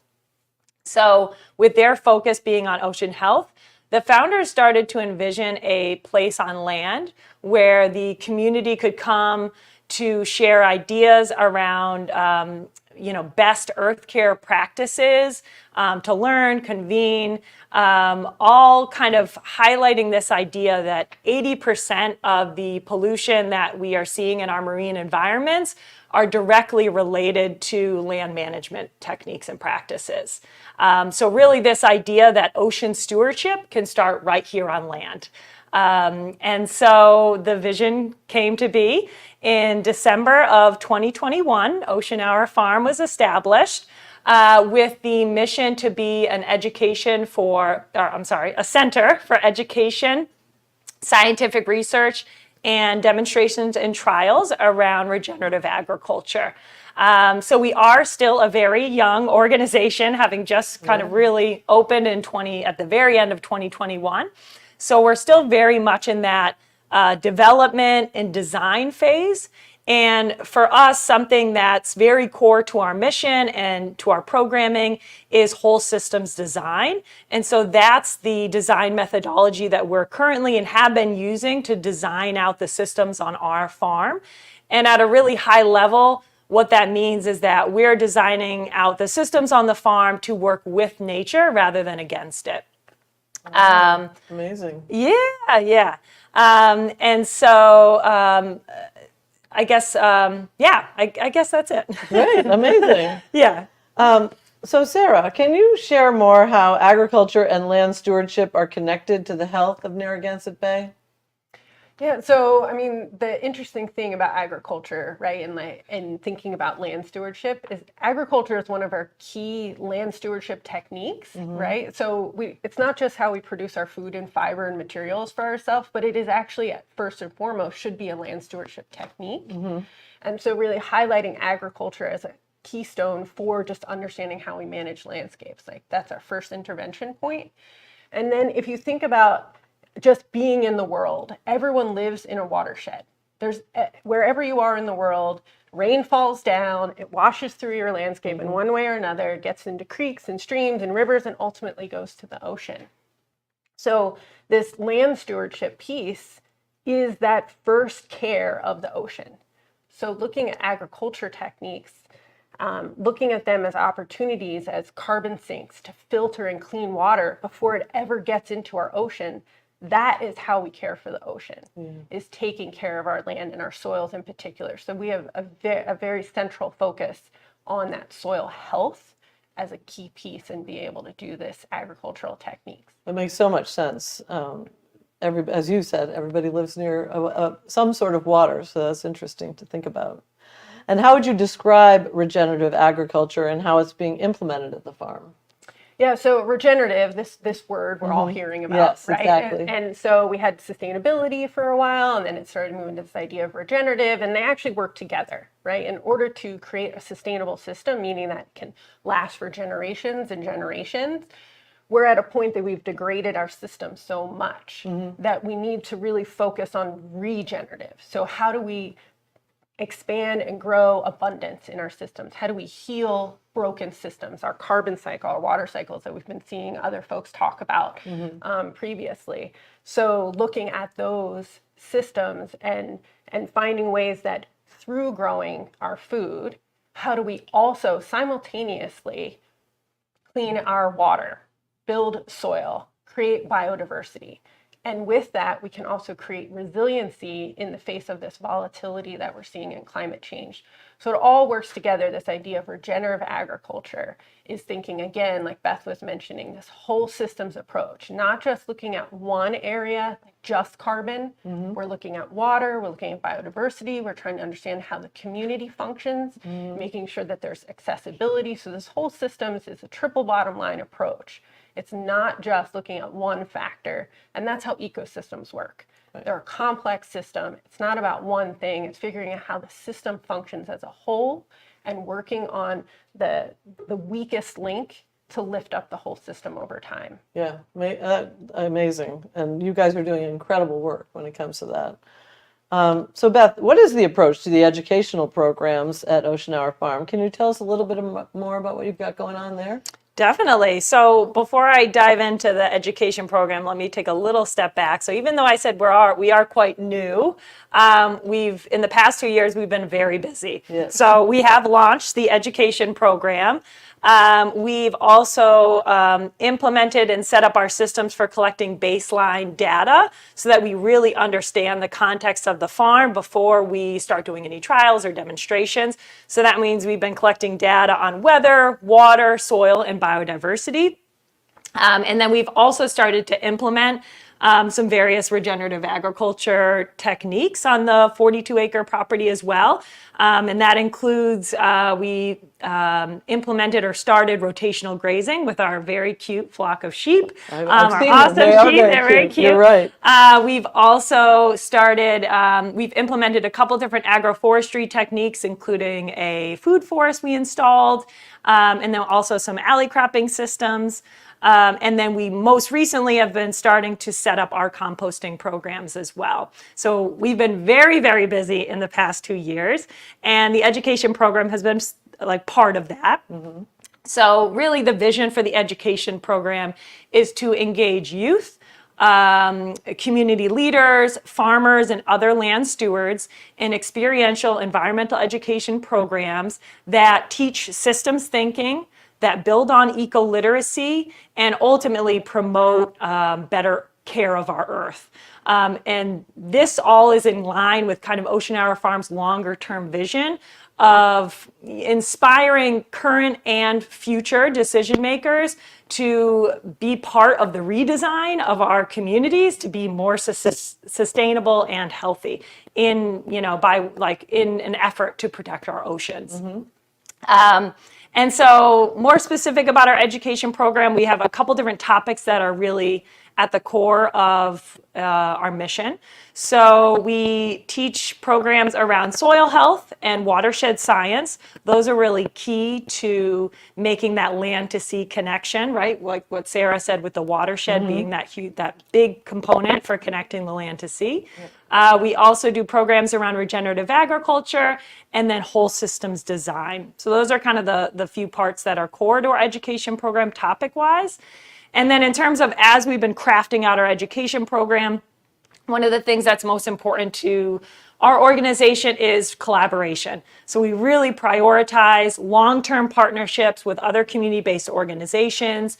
We're not as focused on just cranking out one-off education programs. We really want to be intentional, think about the impact, and partner for long-term programs.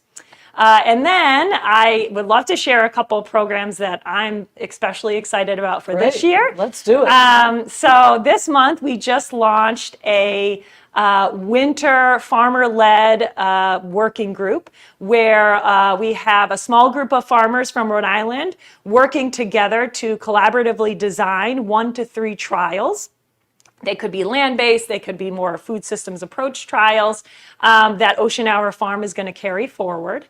Later this winter, we are partnering with the Rhode Island Nursery and Landscape Association to do a Reading the Landscape workshop for their apprentice program. In the spring, we're launching a soil and composting field trip series with Thompson Middle School 5th graders. And then this summer, of course, we're excited for the 2nd year in a row to host a URI Agriculture and Food Systems Fellow as part of our education program as well. So that's just to highlight a couple things. We're definitely very busy, and we're so excited to be part of this amazing food system community here and see how we can support, help out, and kind of fill in the gaps where needed. Amazing. And URI loves being your partner. I mean, our students benefit, our faculty, a few of them have been over there to visit, and so you're a great partner of ours.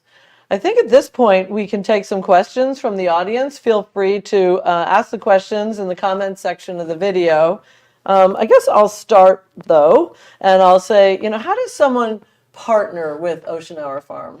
Definitely. So over the past couple of years, we've been doing a lot of outreach, reaching out to people. We're, as Sarah always says, we're new to the neighborhood. So we're eager to meet our neighbors. So we've been reaching out to organizations, to farmers, to other land stewards, community leaders, and introducing ourselves. But if we haven't reached out to you and you're interested or have an idea for a partnership, the best way to get in is to get in touch with us by email. We can put my email in the chat or Sarah's as well. So if there's an idea around an educational partnership or a research partnership, or just you have more questions about our organization and our work, we're always happy to hear from people and see where we might be able to collaborate. Great. Any questions coming from the audience? Please feel free to put them on in your chat and on the screen. Let's see if we have any questions coming in. I'm looking. Okay. Is Ocean Hour Farm open for tours? You want to do that one? So Beth was focusing, emphasizing that it's very much focused on partnership development. So we really want to activate our community. So we're not doing the traditional sort of come see the farm. Running those kinds of tours would take up too much of our time away from building these activating partnerships. So in that sense, no, we don't do tours, but if you're an organization that wants to work with us, that is one of the first things we do. Come over, we look at the farm and really look at where can we work together on something. So really looking for activation in the community as far as how we want to interact. Excellent. And I think I've been on a tour myself. It's really interesting. And for those of you who are interested, again, you can contact either Beth or Sarah. Any other questions from the audience? Okay, here's one.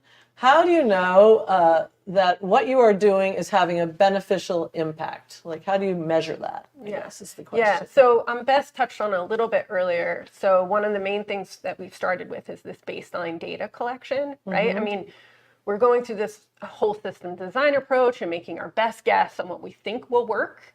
But of course, but is it? Maybe it's even working better than you expected, hopefully. But making sure we have that baseline data collected from day one. So again, that weather data. So we have a small weather station on the farm. So we have our very site-specific microclimate data that we're getting. We have water quality and quantity that we're collecting. And then we have the soil health. So having that soil health, especially focusing on this understanding of living soil. So soil biology being a key monitoring of that soil health. So we're monitoring that very closely. We actually have a small lab on site that we monitor regularly, our soil biology. We also work with third party assessment as well. And then we have this biodiversity. So we're also trying to figure out what are some benchmarking keystone species that we should be monitoring really closely in our area to understand if our farming practices are having those beneficial impacts. So hopefully what we want to see over time is that we're capturing more carbon in our soil. We're seeing more diversity in our soil biology. We're seeing, critters, birds, insects, right, that haven't been there before, that are at a higher trophic level, meaning that there's more complexity in the system. That is a sign of resiliency, abundance, health in the system. So monitoring all of those as we're implementing these different practices. The other thing that's really interesting about the farm is that we have kind of this baseline care history of land use there. So by adding these new practices, combining these new practices for the land, in and of themselves, they are not new practices, but bringing them to the land now, we had this starting point of land use across the farm. Now we can start to see what's the difference between a food forest, carbon capture, to an alley cropping system, to a biointensive system, to a grazing program, right? So now we're adding those on now, and so we can see what's the impact on water with these different techniques. So that's a really unique aspect of the farm, an opportunity to kind of compare these regenerative practices in their carbon capture, in their water quality, and in the abundance and yield that can happen over time. So it's kind of an interesting. Sounds like a lot of data collection. Yes, lots of data collection. This isn't just your average farm, just from in someone's backyard. This is wow. And that is one of the opportunities, right? Because we're looking for how can we help our overall farming community. So what's some of the things that farms aren't able to do, right? Because they're on a tight margin. Exactly. Talking to them, finding out what's valuable data to them. Let us do that work. Let's carry that burden. They have a lot of risk that we put on our farmers all the time, and more with volatility of climate change. So how can we step in, take on some of those opportunities to test techniques, to engage with different strategies, and then have all the data at the farm is open source, making it readily available and also digestible, right? So it's one thing to collect data, but if we want to put it in a format that's actually usable by farmers in our community. Right, so it is all open source kind of information you're going to share with the farming community about what you learned. Exactly. Amazing. And let's see, are there other questions? Okay. Is Ocean Hour Farm hiring for summer work? Ooh, that's a great question. Well, so the education program is, so this year we are starting a 6-month tied to land, T-I-D-E, tied to land education apprentice program. It's a 6-month paid, full-time paid apprenticeship program, and that'll actually be posted shortly. So folks can definitely apply if they're interested in kind of building their career in environmental education.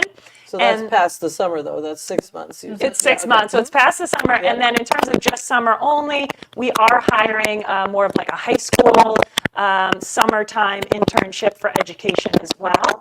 And then I don't know if there's other. Yeah, and then we also have, we will be starting a kitchen. Oh. So be able to do that sort of farm to table demonstration and opportunities for reduced energy use processing, things like that. And so we will be starting that. And as part of that, we will be offering a kitchen paid apprenticeship program as well.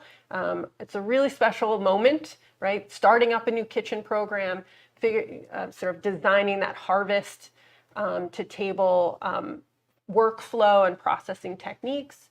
And that will have full mentorship with guest chefs, and so it's a really special opportunity, and to be able to offer a paid apprenticeship, not just an unpaid internship. So it's a great opportunity for anybody in the culinary world. Okay.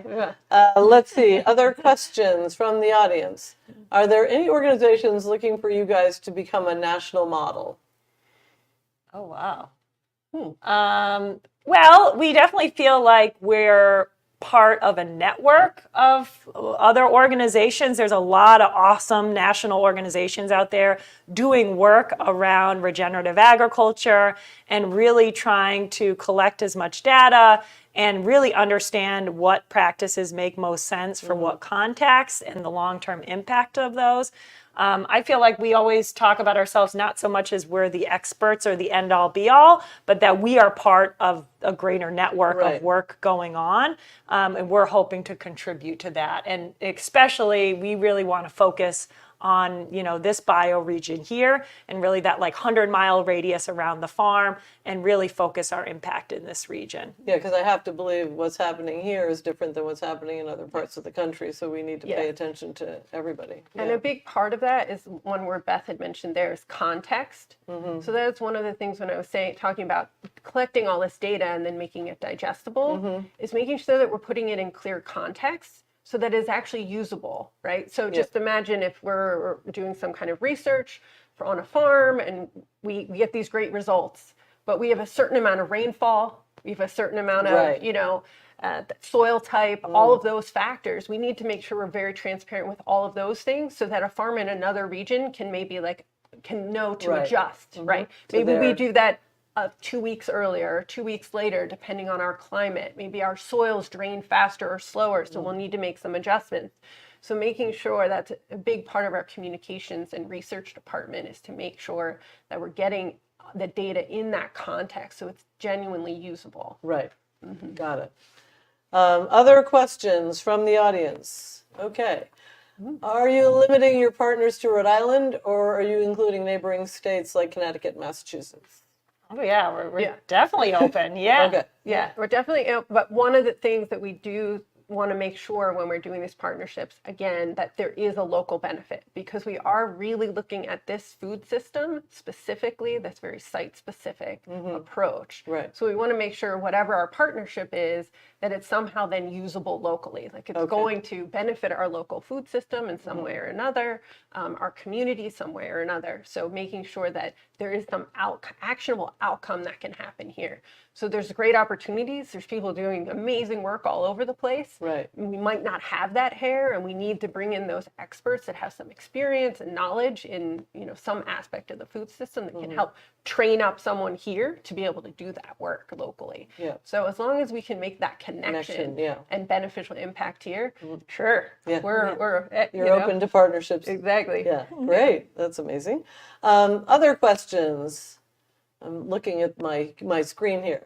Okay. When people visit the farm, what do they seem to get most excited about? I have to believe like someone who's a fifth grader is going to get excited about different things than someone who's, You'd be surprised. Oh, really? Yeah. Okay. Even the young people, I would say the thing we get most frequently with youth and adults when they come, they are blown away by, we have a historic Swiss village on the farm. It's amazing. So the infrastructure, it's kind of modeled in a Tyrolean historic I know, I felt like style. it was in the Swiss Alps. Yes, and so people are always blown away by that.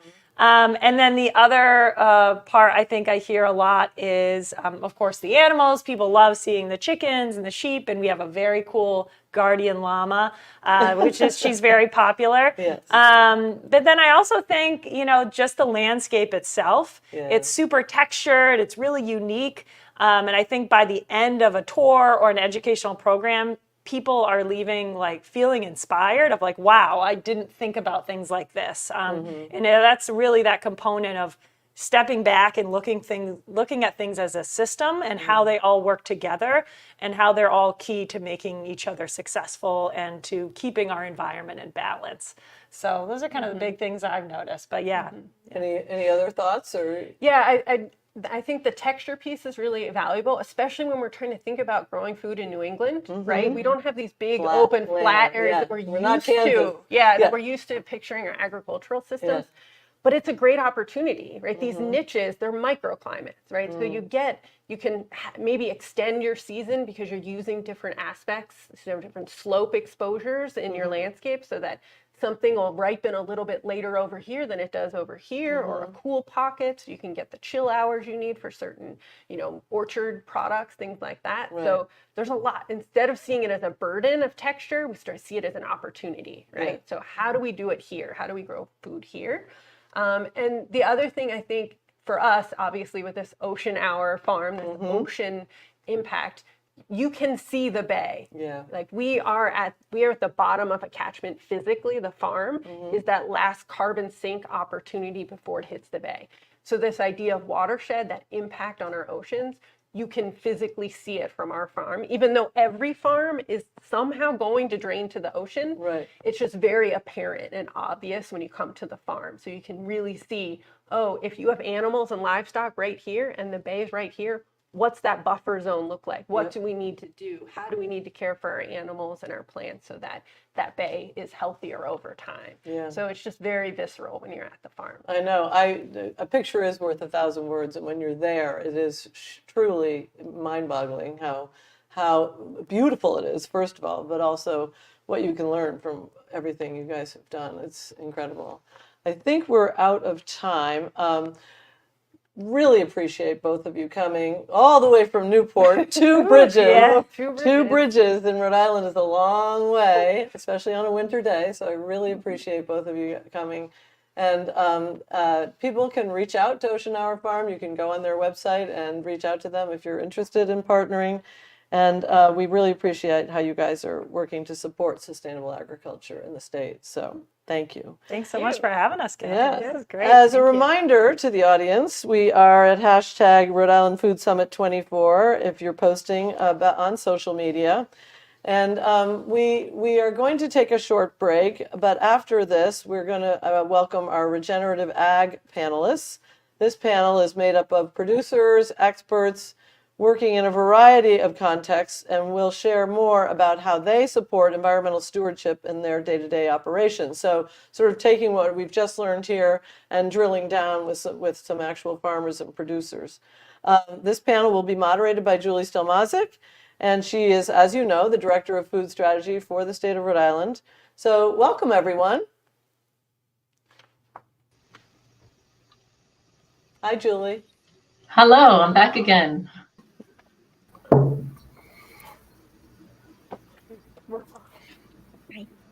Hi everyone. Welcome. So we're joined today we have a wonderful group of panelists, and many of you on the call are farmers. And so I just want to acknowledge that, even in New England, I know that you're working year round or you're planning, particularly animal farms, right? And so I think we're so lucky to be able to have you today on a virtual call. So thank you so much for being here to share your perspective. So we're going to be talking about regenerative agriculture. Sarah and Beth talked about that a little bit at Ocean Hour Farm, which is, of course, a model example where they can test and tinker and grow food. And you all, I know, are selling food and growing food for market consumption. So we'll talk about what that looks like from you. You all wear many hats, and we only have 30 minutes before we want to do Q&A. So I'm going to ask you to briefly introduce yourself, who you are, and what you do that's most relevant to this conversation. So I'll start with Jane. Thanks, Julie. I'm Jane Merner from Earth Care Farm. We're in Charlestown, Rhode Island, and our family has a regenerative produce farm, as well as our main thing, which is making compost. And I've got to give a big kudos to my dad, who started this back in 1977 and left the farm way healthier 40 years later for me to take over joyfully. Thank you, Jane. And Dawn. Askawi Kwasa ni Tampawag, Natazawis Katampanisha, Wabnikwa Nagansett, Natazawis Dawn Spears, English shop. Good morning, everyone. Just quick introduction in my language. I'm a grandmother, artist, native arts consultant, and I own and operate Ashawag Farm with my husband in Ashaway, Rhode Island. We're both members of the Narragansett tribe, and I feel like, I guess that's enough, right? As an indigenous farm, I think our focus is community. So, well, Thanks, Dawn. Yeah, we're going to talk more about that soon too. Andrew and Laura. Hi, I'm Laura Haverland and my husband, Andrew Morley, and we run Sweet and Salty Farm in Little Compton. We are a small rotational grazing dairy. We have Jersey cows and we make cheese and yogurt here that we market directly in Rhode Island and our community. Yes, and it's delicious cheese if you've ever had it. And Patrick. Yeah, good morning. I, unlike everybody else here, I'm not a farmer. I'm an assistant professor of food systems policy and innovation at URI. But both my teaching and research really focus, I think, on learning from practitioner perspectives, kind of how to navigate the many competing demands on food production, which I think is pretty germane to the whole topic of regenerative. So I'll stop there. Thanks. Awesome. Thanks, everyone. So regenerative agriculture, like we just heard, right, it's become kind of this newer term like resilience, right? And it's touted as something new and innovative, but we all know that it's actually an old way of farming, an ancient way of growing food that really works with natural ecosystems, and is very different from the way that most of our food is grown, right, which is disconnected from farm systems. Animals and plants are grown separately. And so I'd like to start with just helping the audience understand, what do we mean when we talk about regenerative agriculture? What do these practices actually look like? So I want to start with Andrew and Laura. You're together, so you choose who's best to respond. But how would you kind of explain this to a layperson? What does it look like on your farm? Yeah, so on our farm, we rotate our cows through different pastures at different times of day and different times of year, with the dual goal being to supply our cows with food, but also to build up the productive capacity of our farm soils via pasture plants. So for us, regenerative ag, the concept of regenerative ag is that of sustainability and building capacity while also producing food at the same time. So while we are harvesting nutrients from the farm here, we're also building the capacity to produce even more in the future. And what about the role of animals? Animals get, particularly when we talk about sustainable diets and food systems, the headline is the easiest thing to do is just like stop eating beef, stop eating animals, right? But that's kind of not always the best solution, right? And that's maybe a myth we need to break. So what would you say to that? Kind of what are the role that animals play in soil health and your farm operations? So, well, the way that we practice, it's called intensive rotational grazing. So the animals are moved to a pasture at least twice a day. They're in a small area that they eat to a certain height of down to not all the way down to the dirt. And then we allow the pastures to grow back, have a rest and recovery period, which can range from 2.5 weeks in the spring when the grass is growing quickly to 7 or 8 weeks in the late fall when things are slowing down.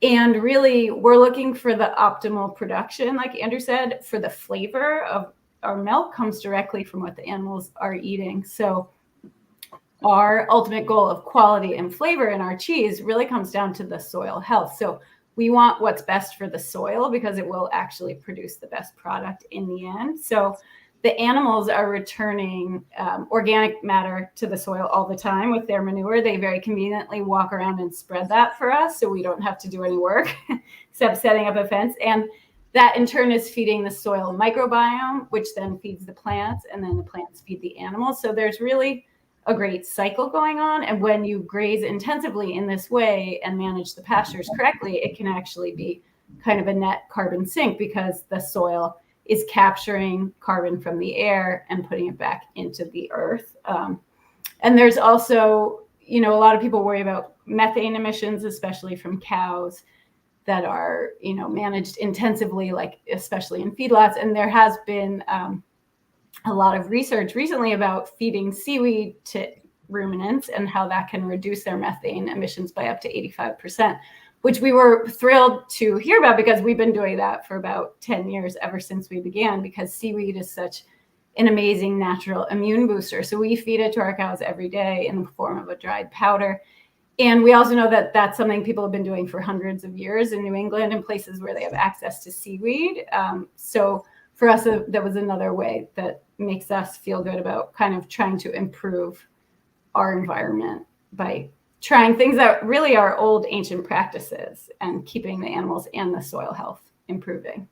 That's really cool. I remember you saying, being in Little Compton, there's just so much coastal area, right? So that's like a direct connection with the land and the waters. Dawn, you have talked about how you prioritize the culture in agriculture and the philosophy behind farming at Ashtabog. So can you tell us, what do you mean by that, and what does that look like on your farm? Sure, yes. I told people that, people that I meet, I say that our emphasis is on the culture in agriculture, growing food, having the ability to grow food, meaning having land to grow, is key. But we also grow foods that are significant to our culture, along with foods that can provide healthier diets and address some of the health disparities. So, we grow Narragansett flint corn, which is definitely a sister to I feel like a personal sister to me as a Narragansett tribal citizen. And, we grow things like strawberries, and even our heirloom tomatoes are an indigenous crop. So they're significant to us both spiritually and also as a food. And would you be willing to share a little bit about the strawberry, right? You were talking about the significance of the strawberry to the growing season. Yes, so strawberries are very important. They're the first berry of the season. We say wata iminiash, which is heartberry. So with, that berry coming into ripening and coming into for the season, I feel like it just not only brings happiness, but it, my granddaughter is out there picking it and excited about it. But we also give thanks at the time of harvest. So traditionally, it's one of our Thanksgivings. I just also wanted to add, with growing corn, and we're talking about regenerative ag, I just think it's important. I have some corn here. If you look at the corn and the way I was taught, if you hold it even just like this and say, 1/3 of this goes back to the land, 1/3 goes back to our brothers and sisters, the wildlife, and then what's left in the middle is what we eat. So just even having that kind of philosophy, that knowing that for whatever we're growing, that there's a portion that goes back to keep the soil growing, and then a portion that we keep obviously for seed and keeping the plant alive, but then there's the part that we keep to eat and feed ourselves and sustain ourselves. That's beautiful. And thinking of that, rather than just for selling, right, for the markets or for business, but really thinking about it for your community and continuing to protect the soil. Thank you. So Jane, I want to switch to you. You I know grow veggies, but your main business, right, at Earth Care Farm is as I think the only commercial composting operation in Rhode Island. So can you talk about how soil health is so foundational to regenerative agriculture, and what are some of the practices that you do to create this black gold? Sure. We're the only composter that accepts the putrescibles, the food scraps and things. There are other ones that take in yard materials, but we're the largest in the state and So proud of that work. But yeah, I would say, I think that we look at our compost actually as a form of livestock, because we're really fostering these soil microbes that are in there. So I think of them as these are my animals. They're living. This is just a living, beautiful thing. I just happen to have billions and billions, but it's not a feedlot. It's a happy home environment. And just like in the fields with our compost, we're thinking about creating the highest habitat possible for these microbes. So making sure they have the proper balance of food, nutrition, water, air, and just caring for the compost just as we're caring for the land. Thinking of soil as just part of this bigger ecosystem, and really focusing on that helps to enliven the entire system. When you have that living soil, you have these vibrant plants, which bring in amazing amounts of insect life that balance each other out, and bring in tons of birds and lots of amphibians and reptiles and mammals. The whole system is about bringing in more life to bring more balance. So it starts with that soil, just echoing what Andrew and Laura are saying, bringing that soil into your heart and making it as vibrant as possible makes the entire system more resilient. And Jane, I remember you spoke at a past talk about food and climate issues in Rhode Island, and you gave some examples about how that actually helped you to handle some of the, I think, flooding or drought. Can you share a little bit about what that looks like? Sure. I mean, just even in the past few days, you see when you have this deep, rich soil, which I can stick my arm up to my elbow in really easily, that's a really porous soil that acts like a sponge. So when we get these huge rain events with 5 inches of rain overnight, that water's actually percolating in, not flooding the soil. It's able to get down deep into our aquifers and recharge things, rather than I'm driving by some farms where the soil is so compact that it's just these standing ponds of water that is drowning that soil life and making the soil actually more compact. So there's that. And then also, because that water is able to soak in so deeply, it's stored in there so that it's more resilient when we're going to have more droughts and more. This summer we might end up with something like that. And there's so much water stored in that soil now, but not it's in a healthy way. It's really cool when you kind of shift your mind into celebrating soil rather than having it be something that you're fighting. It's so resilient. Mm-hmm. Yeah, and I think it's interesting how it helps with these more fluctuations that we're seeing, right, with climate disruptions, that you would think, oh, there's a drought and now we have all this water, great, right? But the soil can't absorb it, and so it creates runoff and pesticide runoff into the oceans and issues around that. So it's kind of like this great regulator, right? So many of us understand the impacts we eat on the environment, right? There's a lot of understanding around that growing, I would say.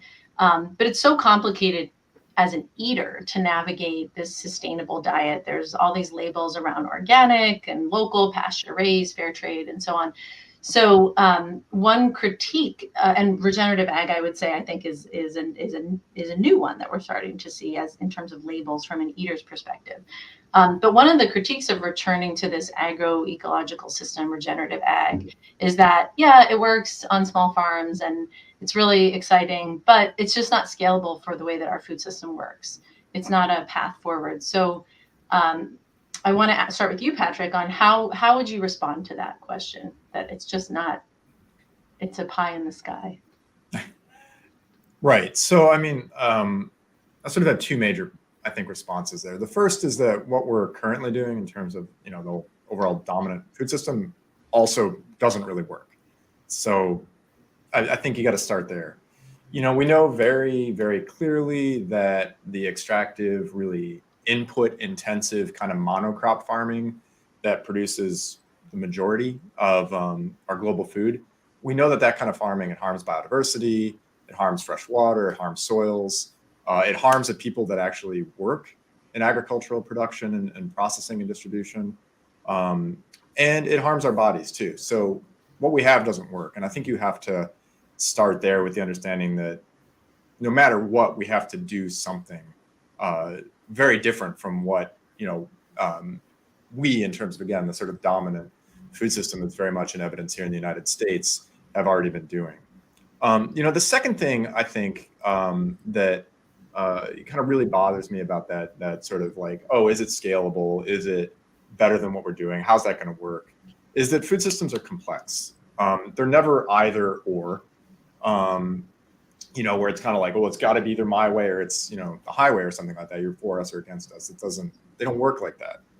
I think the kind of healthy food systems that we need for a more just and a more sustainable future ought to be highly diverse. And that's not just diversity in terms of products and people and culture and ways of doing things, but also diversity in terms of scale.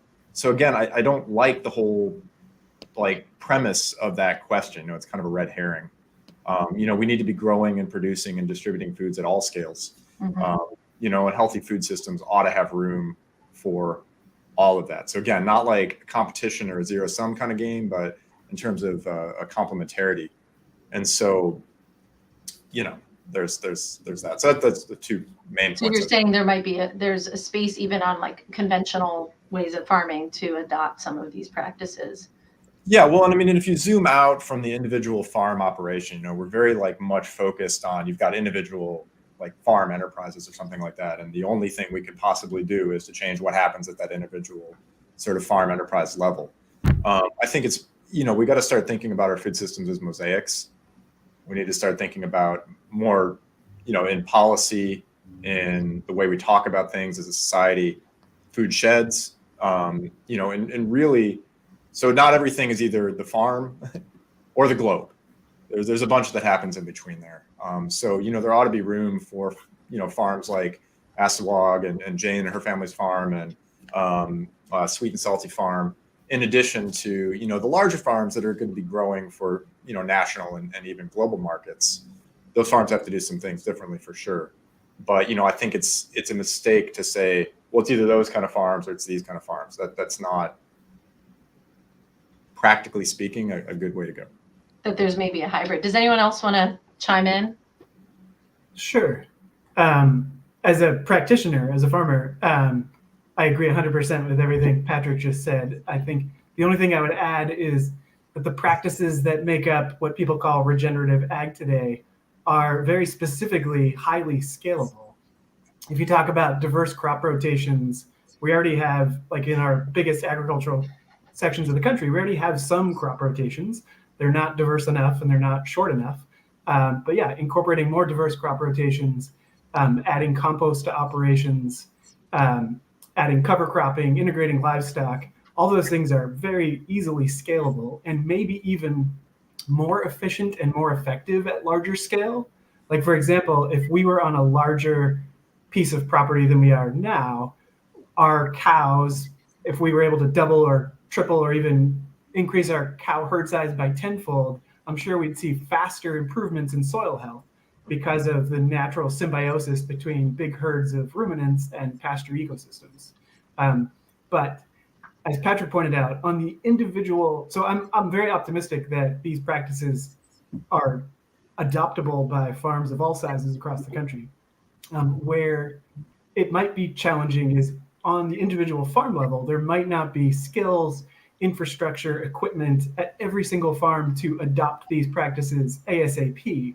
But to meet our climate goals, this has to be a transition over time. It's not a switch. It's not something you can just turn on and have happen tomorrow. It's a slow transition that'll take time. It'll probably move unevenly in pace, but it's an important transition.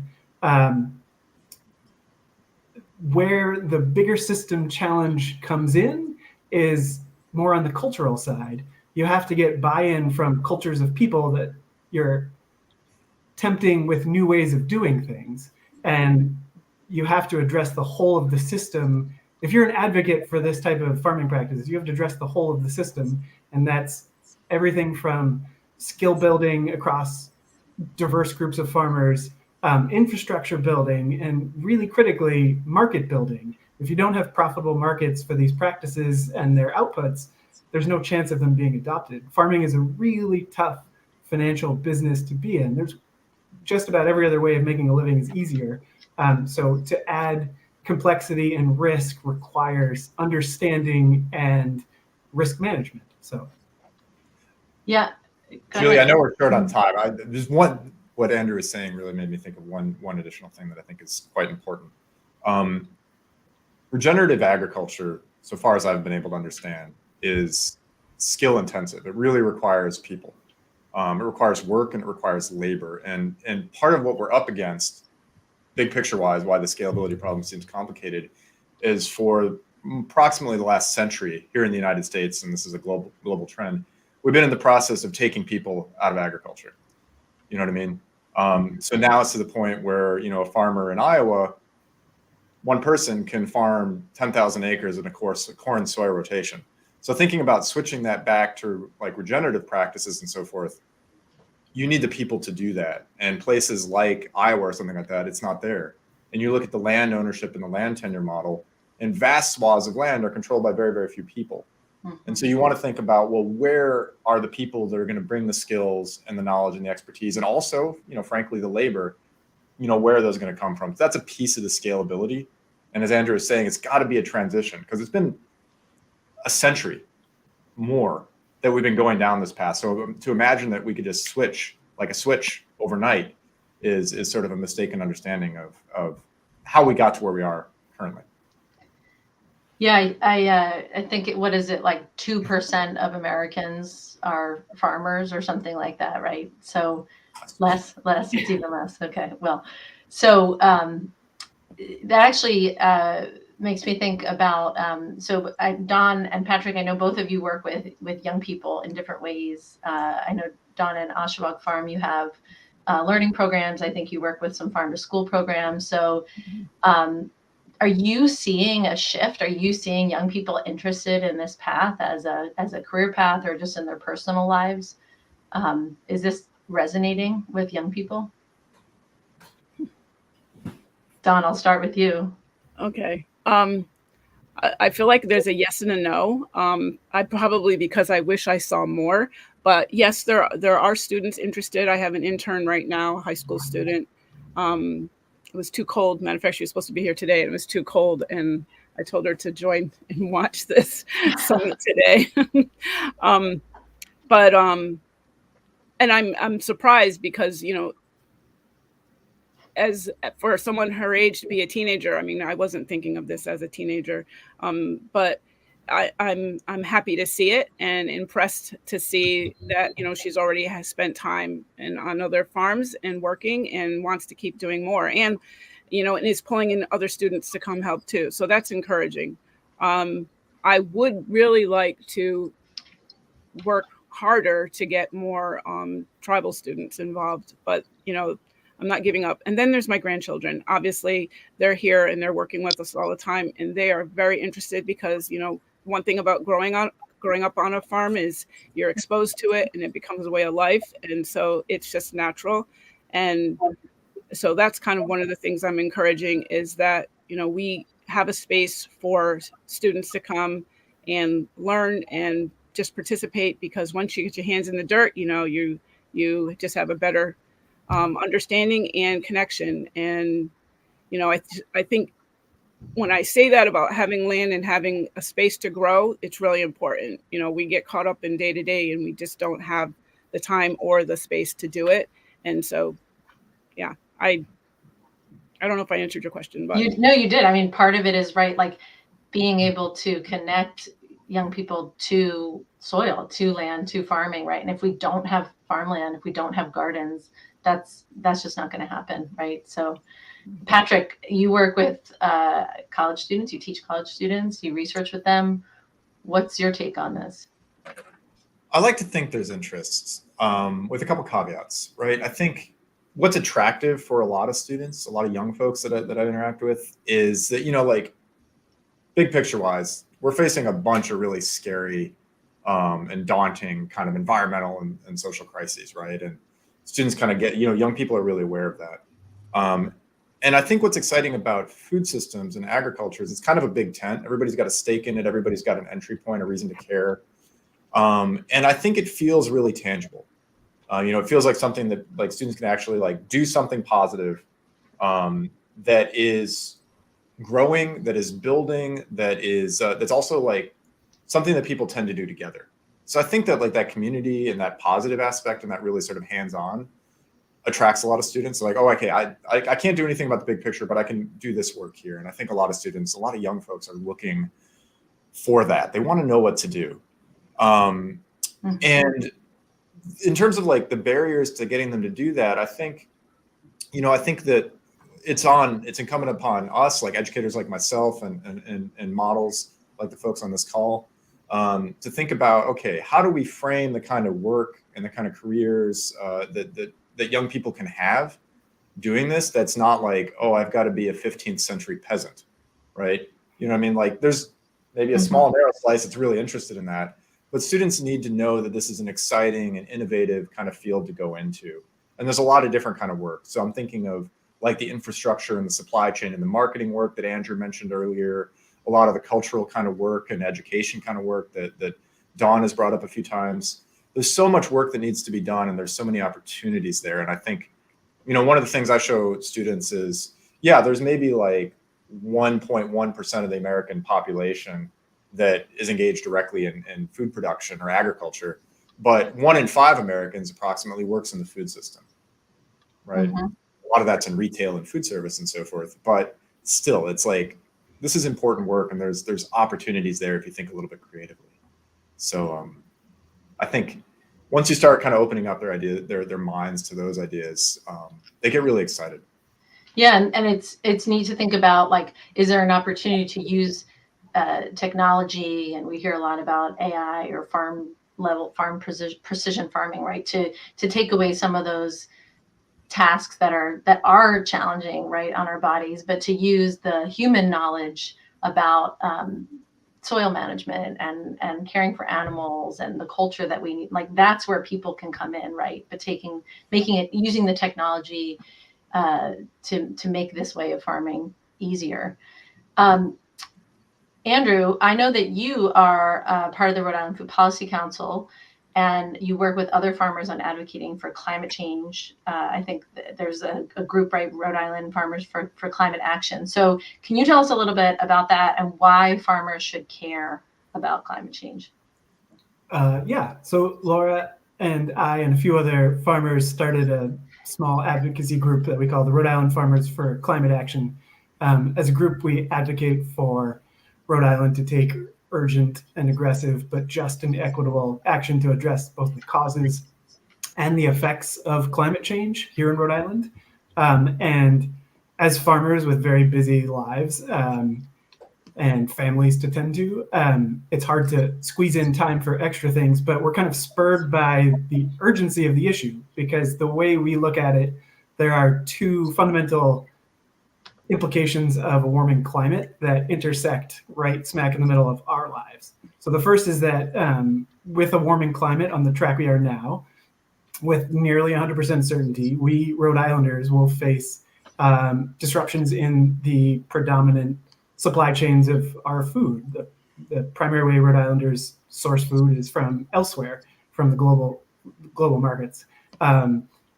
We will have food shortages at some point, and hopefully they will be minimized, short, and quickly addressed. But Rhode Islanders will rely on Rhode Island farms and regional farms much more heavily at certain critical points in time. That's just a scary truth. The second aspect is, as farmers, a warming climate is going to make growing food profitably and predictably here in Rhode Island much more difficult. When you line up those two ideas of Rhode Island needing to rely on Rhode Island farmers more, while Rhode Island farmers are having a more difficult time meeting that need, therein lies the rub, and therein lies the inspiration to do something. So I think in general, in our area, farmers are deeply invested in a sustainable future and addressing climate change. The question is, how do you effectively find time and energy to advocate when your days are pretty darn full to begin with? Yeah, I'd imagine. And so the group is you're creating a space at least to talk through that and work with the Food Policy Council on that advocacy, if I understand. Yeah, and directly through we do advocacy work directly to decision makers in the state. We have positions on certain issues outside of farming. We advocate for farming specific policies as well. Yeah, we're kind of doing what we can where we can and trying to be effective with the limited time and resources we have. All right, well, I think we have 15 minutes left for some Q&A. So I want to turn to the audience to put some questions in the chat, and we'll hear from them. So we've got, this is Azure, of course, Rhody Wild Sea Gardens. Do you have a website or Instagram to join the climate action group that you mentioned? Hi, Azure. The problem with having a Luddite leading this effort is we don't have a website or Instagram page, but if you reach out to Sweet and Salty Farm via our website, we will get in touch. Yeah, so if there are Rhode Island farmers on this call that are interested in joining us, please definitely reach out and we will make it happen. Sweet and Salty Farm does have Instagram that will respond to you. Yes. Yeah. Okay, good. I'm sure lots of cheese photos. All right, another one is, given how much here we go. Okay, what challenges have you experienced in the last few years, and how are you preparing your farm for the future? I'm going to start with Dawn on this one. Well, I mean, there's always challenges. I think as a food producer, you already know that you have to be paying attention to weather. I think that in the last few years, we've had some extreme weather conditions. So it's definitely made me think creatively as to how to address them moving forward. And I don't know, it's just definitely made me think on a whole new level about where things are growing and how they're growing and looking for solutions, just because I feel like everything is unpredictable at this point, which I don't know, maybe some of you others agree with me on that or not, but it's a little crazy right now. I would honestly say that's probably my biggest challenge right now. Yeah. Is adapting like in real time, right? Yeah. Mm-hmm. And I know you said you grow so many tomatoes. Tomatoes are one of those crops that take so much time and resource. Yes. And like one flood or blight, right, can take them out. So that's a good example there. I could add to that, Julie, that some just like practical things is we've lost power so many times in the last 5 years, more than I can remember in my whole childhood. So we did put in a whole farm generator and some ground mount solar panels just for our own farm. And that's been incredibly helpful, even just this last week. So that, and then planting more perennials around the farm has been a key. I just think about those roots being able to get much deeper than some of the annual crops, and just a longer lasting, income. So we have, and also they provide this, we put in a hedge of elderberry, which provides a windbreak as well as bird habitat, as well as year after year, produce coming in. So just thinking a little bit longer term and being really adjustable to what's happening. So right. And perennials, right? Like these are all things that take a little bit more time, right? Perennials take time to establish in the soil. And so you might not be able to sell them in the first year. What are some other perennials other than elderberry that you've been growing? Rhubarb is a big crop at the farm. And then thinking more about trees, we're this year we're putting in pawpaw, which I'm really excited about. Oh, yes. Yeah. And just perennial flowers, where honey's a big part of our farm too. And thinking, just things that are going to be in the ground a long time, helping with that soil life, those roots feeding the soil. And it's just, you can't beat that. Then soil being turned over and over again just with annuals. So yeah, I love pawpaws. I need someone to send me a recipe though. They say it's like a mango. I've had you like spoon it and pudding. Anyway, so it's so good. If you haven't had pawpaws, get some pawpaws. Okay, so another question here is, given how much the food system contributes to environmental and economic injustice, where can regenerative agriculture come in? What can it do to correct this? And Patrick, I'll give that one to you. I'm happy to talk to it. I think other folks here could say quite a bit about that as well. So the way I think about it, right, environmental degradation and social injustice in our food systems kind of both stem from the same kind of source historically. And that's just honestly a pell-mell pursuit of wealth and power at pretty much any cost, right? That really created the major historical institutions that shape and created what we have today, which is this unhealthy, relatively unjust, and pretty unsustainable sort of dominant food system. So, I mean, that includes, colonization, which destroyed so much indigenous culture and knowledge and ethnobiodiversity the world over, opened up all kinds of, free land.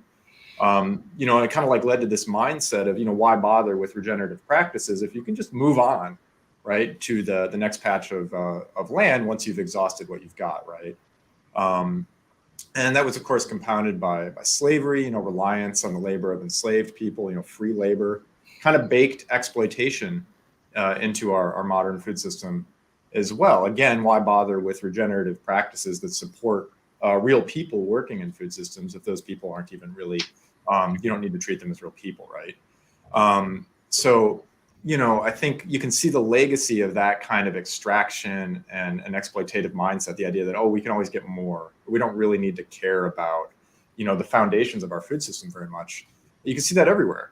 Even our scientific institutions like land-grant universities, which URI is a land-grant university, have historically been bent to kind of serve the purposes of a pretty powerful minority of, really agri-food industry elites, with much, kind of scientific and research and technological development effort that's really focused on kind of producing these technical band-aids that should plaster over a lot of the symptoms of that kind of farming without really doing anything about the root causes.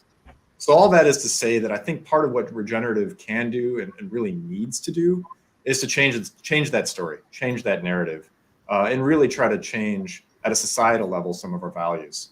To getting back to caring about how food systems, sort of holistically give back, right? Giving back to land, giving back to soil, but also giving back to people, giving back to culture, giving back to our bodies and our environment, like what Dawn was saying with the 3 parts of an ear of corn, right? It's that core set of values that I think regenerative can really speak to and needs to speak to. So that's a bit about it that I'm most excited. More of a philosophy, right, rather than just these technical practices. Does anyone else want to add to that of how you think about the opportunities with food justice work through this way of farming?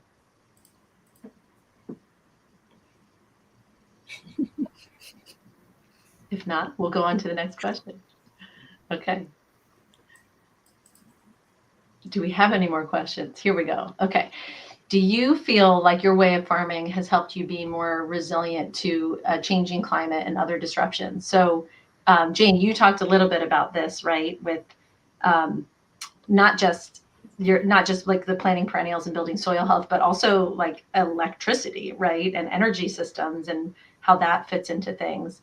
Does anyone else have examples they want to share that it's helped you, that it's like paid off these investments in time and money? Sure. We've seen pretty dramatic improvements in productivity in like stressful weather conditions over the course of our tenure on the farm here. In 2015, we faced our first drought as dairy farmers here, and it was pretty devastating. It was a pretty extensive drought, and we had maybe 14 grazing cows at the time, and we ran out of pasture in mid-August. And when there's a drought regionally, that makes it hard to source hay, because the same farms you might buy hay from, or if you're growing on your own farm, you're going to run into the same conditions. So we hit a very stressful financially and emotionally and operationally point in time in 2015 where it's like, wow, we're just stuck. We kept with our rotational grazing practices. We kept thinking we were seeing productivity improvements, resilience improvements, but you don't really know until you're tested. In 2020 and in 2022, we had really, really back-breaking droughts that made 2015 look like a walk in the park. And on the same number of acres here in Little Compton, we had more than 2 times as many cows grazing. And our stress levels were certainly high as the summer drought wore on. And I kept thinking, okay, next week we're going to have pasture. Next week we're going to have pasture. And as we kept going and kept like measuring out every last inch, like if the cows needed 40,000 square feet for the morning, I was making sure it wasn't 41,000 square feet. So as we're managing very, very acutely and closely, it just kept working. And we never ran out of pasture, even though we never got rain. So the system did prove to be resilient. And then in 2022, the same thing happened, except our stress levels were lower. And we were able to just guide ourselves through that whole process. So from the perspective of like, did we see a change that was a result of our practices? Absolutely. And part of that, I think, is physically there were more diverse species in the pasture as time went on. Some of them were deeper rooted, longer leaf things that could reach deeper into the soil when it was really dry. Some things were like lower growing and kind of protected, and they would, get the ocean dew and kind of maintain it overnight, even though we weren't getting a lot of rain. So there were some real physical changes in what was growing in the pasture. And some of those species just handled the drought better because they could access some of the moisture that was still in the soil. Mm-hmm. So is kind of believing in yourself, believing in what you've done, and it sounds like that difference between the year where you kind of said, okay, I think it's working. But we've also kind of, like Jane was saying, we've also had to put in systems so that we have kind of backups. Like we keep some hay in the barn knowing there could be a drought and things might not work out. We have a generator for those. We have a lot of power outages here as well. So we too are seeing things become more unpredictable and trying to create some systems so that we do sort of have plan B if things run out one day. Yeah, you need that. So I want to ask about, so thinking about Rhode Island, we don't have a lot of land, right? Compared to, and of course we're part of a region, our border, we don't fall off a cliff. We work collaboratively. I'm sure all of you sell beyond Rhode Island and collaborate and do business with folks outside of the state. So when you think about what you need to continue to be successful in future generations and stewards of the land that you work on and steward, can you share what you think the state could be doing to better support that, or just what is it that you need to continue to do this work? Anyone can jump in. I could add something. It's not about what the state could do, but I think kind of adding on what Laura said is, like, if we can be resilient as people and farmers and mirror what's going on these regenerative farms, it's going to attract the next generation because we feel relaxed and more prepared going into this ever-changing nature that we're dealing with. And that's attractive to young people. So I think we need to think of ourselves as part of this regenerative system. We're not separate from it. So just, I don't know, tapping into that. We're humans, part of this system, not separate. Mm-hmm. As less about control, right? But celebration, really, and resiliency of ourselves and our characters. Mm-hmm. Anyone else? I think I can piggyback on that. I mean, I think if we always consider ourselves to be part of the landscape and not separate from it, part of the land, part of the environment, and just realize that we have to live in reciprocity. It doesn't matter if you're a food producer or not. I think that's just a mindset that we should all have. Be conscious of what you're doing because it is going to affect, the next 7 generations, that kind of idea. That the responsibility isn't just the food producer, the farmer, the gardener, but we all eat, right? We all have a connection to the land. Yes. Thank you. Anyone else? What do you need, or what are some models that we could look to and learn from to continue supporting this way of farming? Patrick. Really small thing, but I'd love to see more consistent education at the K through 12 level on food systems. I think that would go a long way toward building just general food systems literacy, which I think is a real need to help recognize and value and support the kind of work that Dawn and Andrew and Laura and Jane and her family and everybody on this call and all the others like them are doing. So and if if we can start building that from K through 12, I think that could begin to make a big difference. Yeah, absolutely. Andrew or Laura, you want to add anything? Yeah, sure. To be really brief, I think we're actually very encouraged. There's a lot of young farmers in our neck of the woods who are interested in farming, and almost to a T, they would start with regenerative practices, but land access is a huge, huge issue. And Rhode Island does not have a land access program at all. So that would be a great first place to start. If you're able to combine land access with conservation, land conservation, that would have a huge effect for many, many, many generations to come. Absolutely. All right. So, and I guess I'll just mention on that note, right, that I know there was a lot of advocacy done by many on the call today, and the Food Policy Council, yourself included, to ensure that the Green Bond continues to provide funding for land protection. That's just one of many ways that we can do that, but we all have to continue to advocate and push for that. I think we're at time. I want to thank all of you so much for taking the time out of your day in the depths of this snowy January to talk with us. I really appreciate it, and I can't wait to see what you're growing next season. Thank you, Julie. Appreciate you all. Thank you so much. Thank you. Thank you.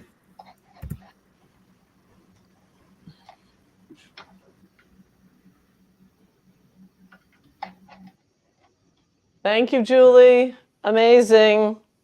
Did a great job with the panel, and it was so interesting to hear everybody's different perspectives on this global but local issue of climate change. So really appreciate you taking the time to do this with us.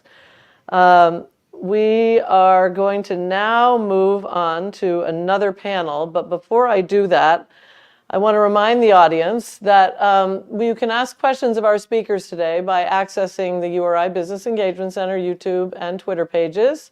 And if time allows, we'll be pulling questions from the audience to pose to our speakers, just as we did with the last panel. We'll do our best to respond to as many as we can, and others we will post on our website. We're going to take a short 5-minute break. During this time, you're going to hear a couple of videos. One is about the URI Food and Agriculture Fellows Program from the URI's Cooperative Extension, as well as a video from our partners at the Rhode Island Food Policy Council. So get up, stretch your legs, but keep watching because we got some great videos about to play.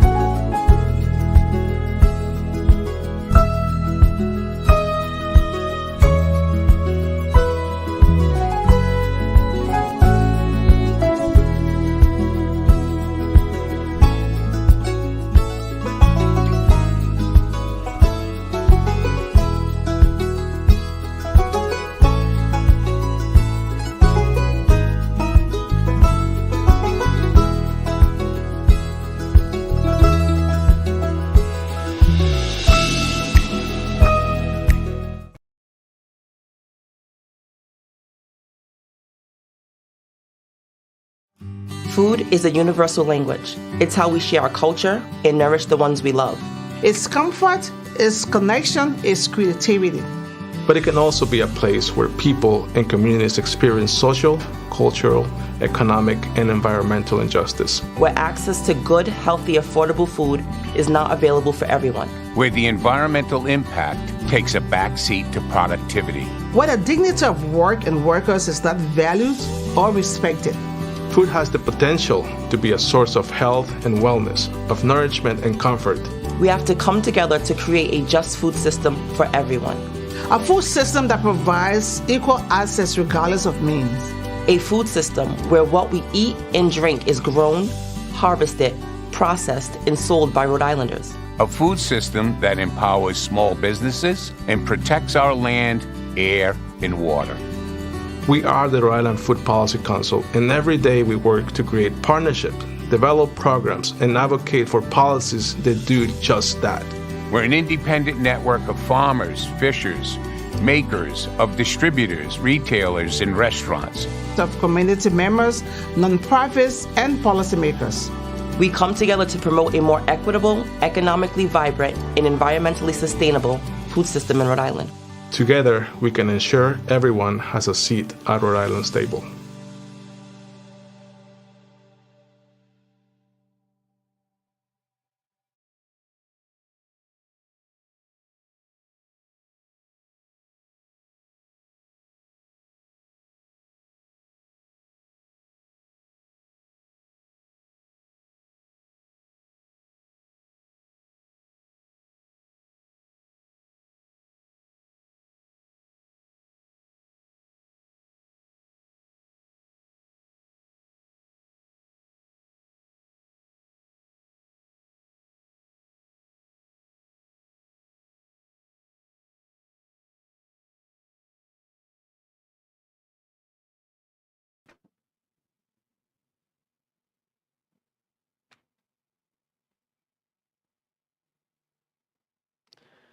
Welcome back, everyone. We've had a couple of folks ask us how to get in touch with 11th Hour Farm specifically. And so if anybody is interested, you can reach out to them at info@11thhourfarm.org. And they encourage outreach. So feel free to reach out to them directly. I will be talking at the end of today about a few follow-on events, which includes, one of them includes a tour of 11th Hour Farm. So we can talk about that at the end of this show. Right now, though, we hope that you enjoyed learning more about the work of URI Cooperative Extension and our Food and Agricultural Fellows, as well as the Rhode Island Food Policy Council. I actually want to extend a huge thanks to all our partners for providing us these amazing videos today. They really have provided us a great break and also some interesting information. Now I'm pleased to welcome our last but very, very definitely not least panel for the day. This panel is made up of URI experts and industry representatives who are engaging in collaborative projects to support greater sustainability in our local aquaculture practices and seafood production. The panel today will be led and moderated by Dr. Marta Gomez-Chiari, Professor of Aquaculture and Fisheries at URI. Welcome, everyone. Thank you, Catherine. Hi, Marta. How are you? Good, and you? I'm good. Thank you for joining us, and I'm going to hand the panel over to you. Thank you, Catherine. So thank you so much for organizing another wonderful and very informative food summit and for involving us in the program. So everybody, welcome to the Partnership for Research Excellence in Sustainable Seafood, or PRESS panel. Like Catherine says, I'm a professor in the Department of Fisheries, Animal and Vet Science, and I coordinate the PRESS initiative with the help of the excellent teams of Rhode Island Sea Grant, the Coastal Resources Center at the University of Rhode Island, Graduate School of Oceanography, and Cooperative Extension at the College of the Environment and Life Sciences, also at the University of Rhode Island. The PRESS initiative is a $1 million, 4-year project supported by congressional direct spending funds to the University of Rhode Island, secured by Senator Reid in 2022.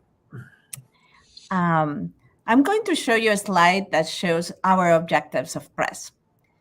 So PRESS provides funding to projects proposed by teams of industry and our community members and researchers that seek to solve challenges facing sustainable seafood production in Rhode Island. Teams can submit proposals at any time. Each proposal is reviewed approximately every 3 months by an interdisciplinary advisory board, and funding is distributed rapidly to respond to urgent issues affecting the Rhode Island seafood system. We have 7 funded projects so far, and we are looking forward to supporting more projects. You can go to our website, and I'll give you the link in another slide to learn more about the projects that have been funded so far and how to apply for funding.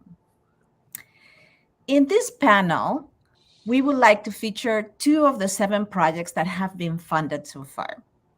Our goals are to foster a conversation on how to strengthen our seafood system in Rhode Island, illustrate how the PRESS funding process works, and inspire teams to apply. So let's remove that slide. We can put it back later and bring everybody into the room. So I'm here with Stu Meltzer, and owner of Fearless Fish Seafood Market. Hiro Uchida, professor of environmental and natural resource economics at the University of Rhode Island.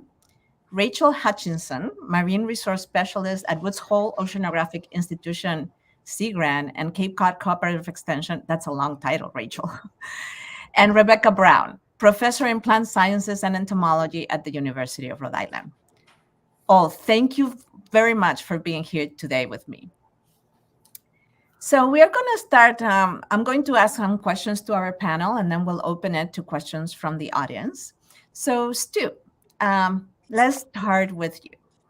Sure. What are some of the major challenges affecting the seafood system in our region? What do you think are they? Well, number one, and this is kind of was the genesis for the press project with Hiro, and that's, from my perspective, quality.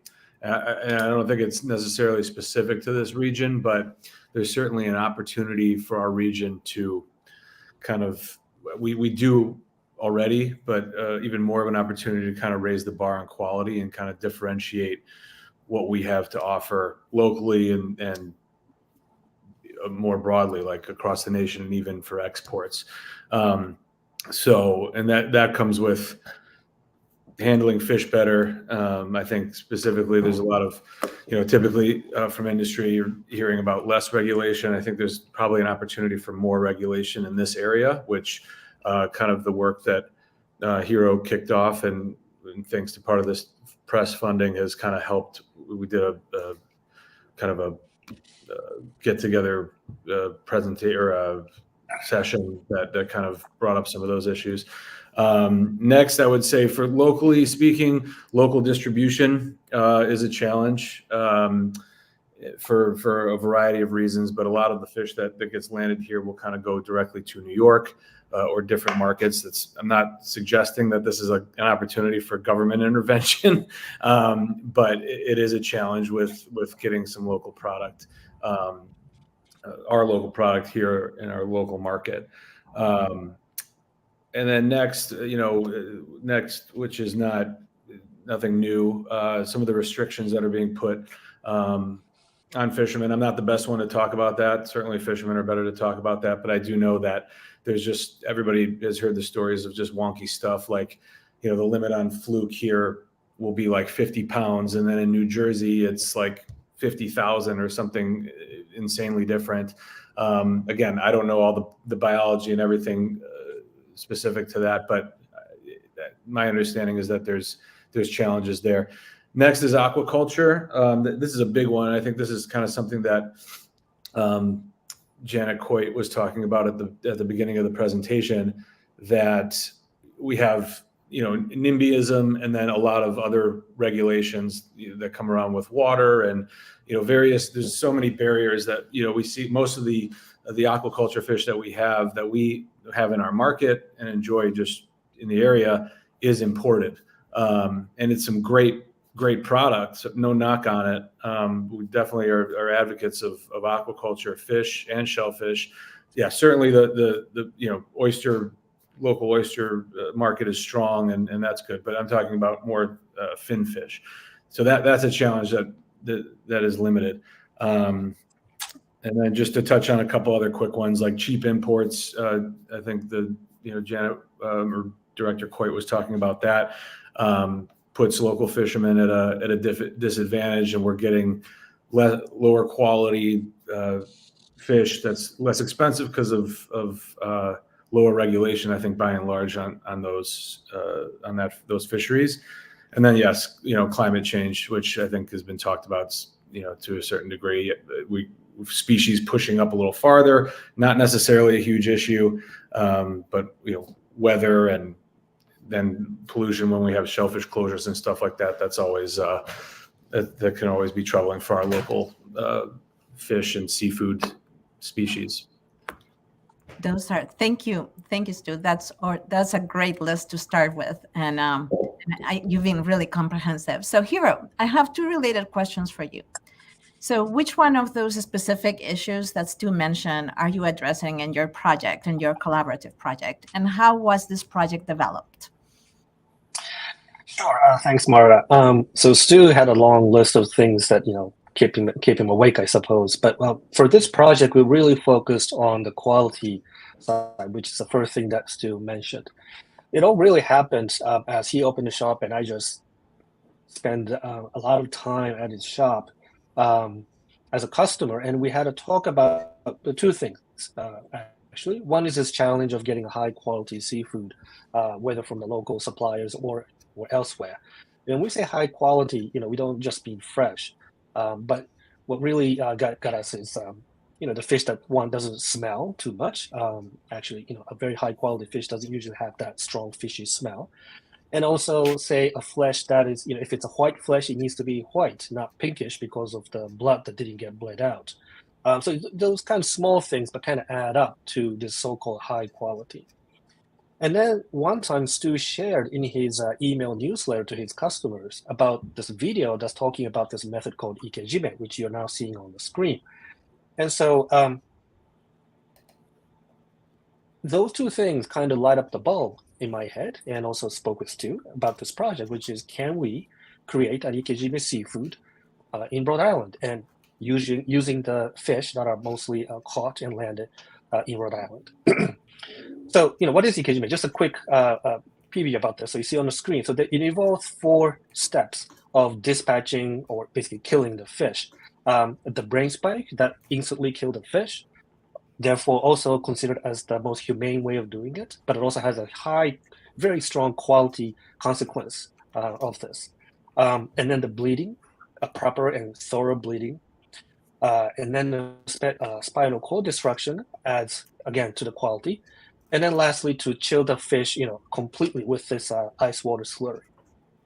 So these are the 4 steps that constitute ikejime. And we thought, well, can we introduce this method to the local fishermen and then the product throughout the market?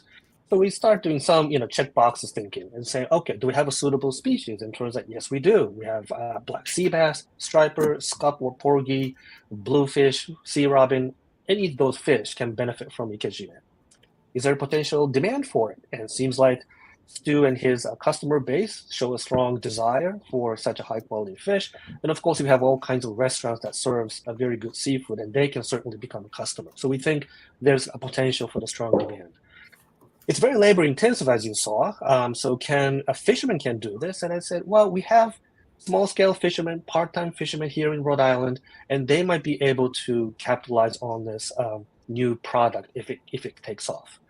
So the answer is yes. And lastly, is this going to be just good for the more affluent, more wealthier people who can buy, more luxurious, high-scale seafood? And the answer is, well, not necessarily, because fish like sea robin, black sea bass, and scup are very affordable to begin with. So even if you double those price, it will still remain to be fairly affordable. So we think this can benefit the Rhode Island more broadly. So all in all, it looks very promising. The challenge was, one, would the price point work? So the amount of price that the fishermen would like to get as a result of this additional labor versus how much consumers are willing to pay. Can this work out? That's a big question. And the second, of course, would the supply chain, come along, get on board? And these are the dealers and suppliers and whatnot. And so those remaining questions were then brought into as a research question. And this press funding was one of those fundings that we used to kick off that project.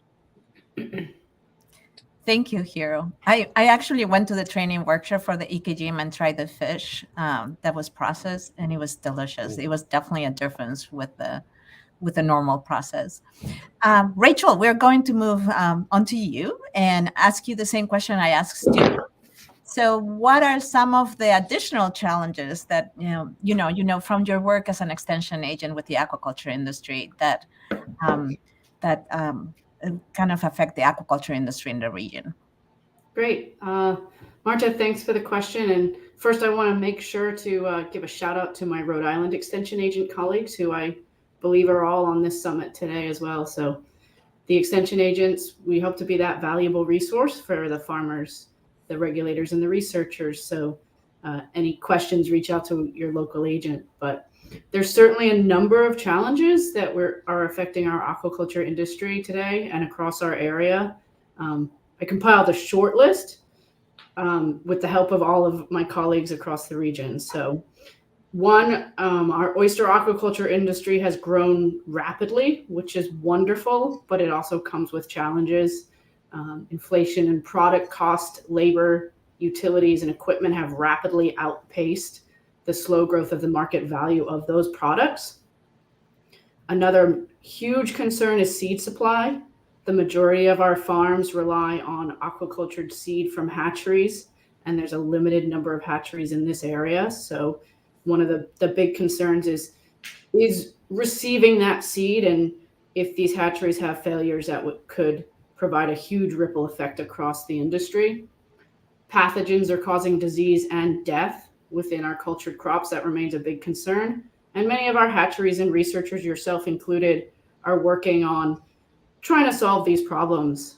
And that's a huge environmental top priority for us. A big challenge for the whole industry as a whole, workforce development and labor. Finding our farm hands is a big concern. Attracting and retaining that farm labor is a challenge, especially as the cost of living increases, especially in our coastal areas where these aquaculture farms are mainly located. Limiting resources to open up new farms. A lot of people want to get into the aquaculture industry. We have about 400 acres of farm shellfish land in the state of Rhode Island, and I'm sure people would want to get new farms, but being able to create new farms, improving that social acceptance of aquaculture that a couple people have talked about today is a big thing. Interest in the market and revenue stream diversification. The majority of our farms are growing oysters. You will hear about a couple other products coming out, but the majority is oysters, focused on that raw half shell market. So diversifying the industry and market would be a good idea. And then finally, these last two, which I think directly relate to what Dr. Rebecca Brown will be talking about, changing in climate. I think that's something we all deal with across all of our industries. Farmers have observed increased frequency and intensity of storms that disrupts our work schedules, damages our gear, and causes those water quality issues. So changes in water quality classifications and standards threaten some of the important aquaculture areas that we have. These water quality classifications can be due to land-based factors like runoff, human factors like harbors and marinas, or natural factors like marine organisms like roosting birds. And then on top of that, we have increased public health scrutiny, especially due to the product being served raw. So related to changing climate, our warmer waters create challenges such as increased risk of consumption-related illnesses and fouling pathogens and parasites. So if we don't have enough to deal with being a farmer, we have all these added things to add to our list. All growing pains from a very, very expanding industry to a rapidly growing industry. I know that both you and Stu mentioned quality, and we all want to know, all farmers and fishermen want to ensure that the product that they serve is healthy and safe. So, Rebecca, what is the issue and this is kind of, I was leading to it, what is the issue that you are addressing in your project, and how did that come to be? Because you are not a seafood person, are you? Yes, I am not a seafood person at all. So the issue that I'm addressing goes back to what Rachel was talking about with food safety. And oyster aquaculture growers in particular have been under increased scrutiny from the Food and Drug Administration to ensure that their product is free from pathogens, particularly bacteria that can cause disease in humans who eat the oysters. And so about a year ago, Rachel's colleague, Josh Rietzma, came to me because I've been working on issues of keeping birds out of fruit and vegetable crops since 2017. And he thought that the laser scarecrow that we had developed and tested in sweet corn could potentially be useful to keep birds from roosting on the floats that support the oyster cages. And this just shows you a picture of one of the aquaculture versions of this scarecrow that we developed. It's designed to be very low cost and farmer friendly, with minimal interference in their ability to actually handle their cages and flip them and do all the things they need to do, while at the same time using a laser beam to scare birds such as the cormorants in the inset picture away from the area. And this takes advantage of the fact that birds have much greater visual acuity than humans do. So the birds can see the beam even if humans can't. And this makes scarecrows potentially very useful in all types of peri-urban agriculture because of the need to minimize NIMBY and effects on non-farmer neighbors of farms. And so the laser scarecrow does this by using a beam that's not even visible to humans during the daytime, and then it shuts off at night. So there's minimal issues for neighbors. You know, it's not out there being an annoyance to them. And so, yeah, our project is basically to design a version of the scarecrow that can handle the aquatic environment. And we were able to do that over the last 6 months or so. And then moving forward, we are going to be meeting with both aquaculture growers and regulators to better understand their concerns and make changes as needed to ensure that the scarecrow can address their concerns. And then we will actually be testing these units on oyster aquaculture farms in Rhode Island and Massachusetts to make sure that they're actually effective at scaring away the birds, since the bird species that are a problem in oyster aquaculture are, of course, different bird species from the ones that are a problem in sweet corn and in fruit production. Thank you, Rebecca. So these projects are really innovative. And we're looking forward to see how they impact our seafood system. So to all of you listening to this show, to the panel, if you have any ideas on how to address any of the list of challenges that Rachel and Stu mentioned, feel free to contact me. And also, I have on the other slide, in the second slide that I showed, we can put it up again. If you're really interested, you can contact me. You can contact Esther Ziegler, one of the extension agents in Rhode Island who helped with the press project, because we still have money to fund more projects. So after, I think this is probably time to open this from questions from the audience and get a conversation going with the panel. So, okay, yeah, let's start with that. Who can apply for press funding? Anybody that has an idea, be from the community, be a fisherman, a farmer, a fisher woman, yeah, I was saying fisher, any fishers, farmers, community people. What we do require is that this be a collaborative project in which involving different stakeholders in the seafood system.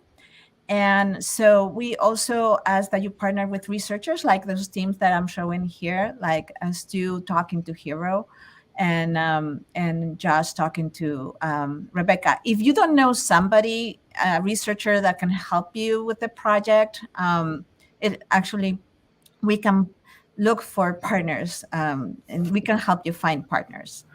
The important thing is that you have an issue and you have some ideas on how to solve that issue, or you know some researchers that may have some ideas on how to address that issue.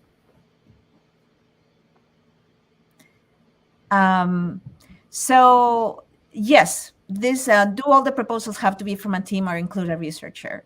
Yes, we want that particular collaborative team. We are definitely encouraging collaborative work.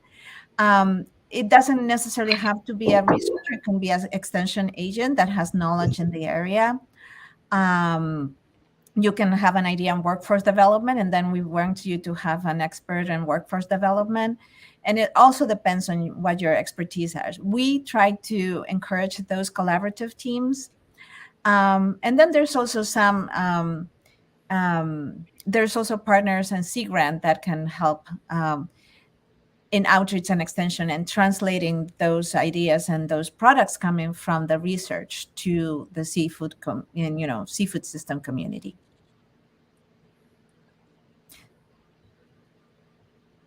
So we have 7 projects that have been funded. So one of them is related to the scarecrow, the laser scarecrow project, and it's about basically measuring the impact of the roosting birds on floating gear and farms in the water quality. Regulators want more data on how much the birds roosting on the gear are for risk for human consumption of the raw seafood. So another one is basically setting up training and resources in the westerly area. It's basically it's going to be incubator kitchen seafood store.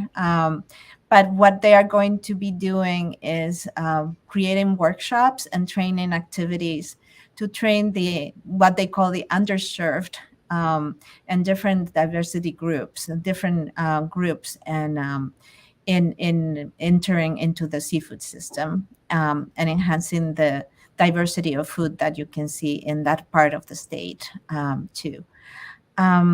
We have another project looking at the success of floating gear in aquaculture farms. Another one with the Commercial Research Fisheries Foundation, looking at using squid jigging as a method to catch squid, as opposed to dredging. And that squid jigging is promising since it maybe addresses user conflicts with the impact of the wind farms that will be set up in our waters where squid fishermen usually catch their squid. And then what else do we have? I just can't, I think I'm forgetting something. Yeah, but those are some examples. So if you're interested in applying, yes, we have support. We have a great team at Rhode Island Sea Grant and also at Cooperative Extension that sells and the Coastal Resource Center. So if you can put up that slide again. And in the website, there is some information about how to apply in that QR code. And there's a lot of resources at URI and other institutions in Rhode Island and even in the local region. So we can help you even set up the grant, get the funding, all the different steps. So don't feel shy about applying or bringing up issues. So usually we try to respond very quickly. So if you contact us and have an idea, and we work with you in setting up the team, and then we can help you submit the proposal. Usually we start with a very short pre-proposal, which is 1 page. The coordinating committee, which is about 12 members from stakeholders from the seafood industry, will evaluate the project. We meet every 3 months. And then we encourage projects that, pre-proposals that the coordinating committee thinks that would be interesting to fund. Write a very short proposal too. It's 5 pages. with a budget. And, it can take from the time we apply. Hero and Rebecca, could you tell us a little bit about your experience? Because you are the ones who went through the system. So I'm selling this, but you went through the system, so you can tell us a little bit of how easy or was it? Yeah. Well, the short turnaround time was certainly a big benefit. I think a big advantage of this grant. Typical grants takes at least half a year, if not a whole year before, from the sort of where the ideas came about, and then you hear whether you've got it or not. And so I think overall, as long as you have a very well-defined issues that you want to tackle, and you have assembled a group of stakeholders who have really interest and desire to work on it, then writing up a 5-page proposal was fairly straightforward. In fact, I think one can say it was difficult to contain it within the 5 pages rather than to fill up the 5 pages, because of all the stuff that people get so excited about. And like I said, the turnaround time was excellent. I think for us, and I think Rebecca, I think you were on the same sort of round. It was a very, very first round. It was announced, I guess it was in late of 22 maybe, and then it was at least slated to maybe start beginning that spring or early spring. Got a little, maybe delayed a little bit, but overall it got really started quickly. So much so that for our case, we were able to use this fund to do the very first train the trainers for the ikejime, which Marta said you graciously came out to participate a little bit. So that was that speed. The sense of speed was really beneficial, I think. Yeah, I would agree with that. Really, probably the only other thing, and this is specific to folks from URI, is that with this particular program, we don't have to go through the Office of Sponsored Projects, which also saves a bunch of time and a bunch of confusion, because just less bureaucracy to deal with. But it is nice that the project's turnaround time is really fast. It's also nice that they meet and review projects every 3 months, rather than being something that you can only apply for once a year. And so, if you propose something and they don't like it the first time, you have a chance to revise and resubmit in a fairly short order. Thank you. And we are really grateful to the coordinating committee, which are very dedicated, they are very dedicated to that quick turnaround time and giving positive feedback to people that propose projects. Rachel and Stu, what do you think will be the major impacts of your respective projects?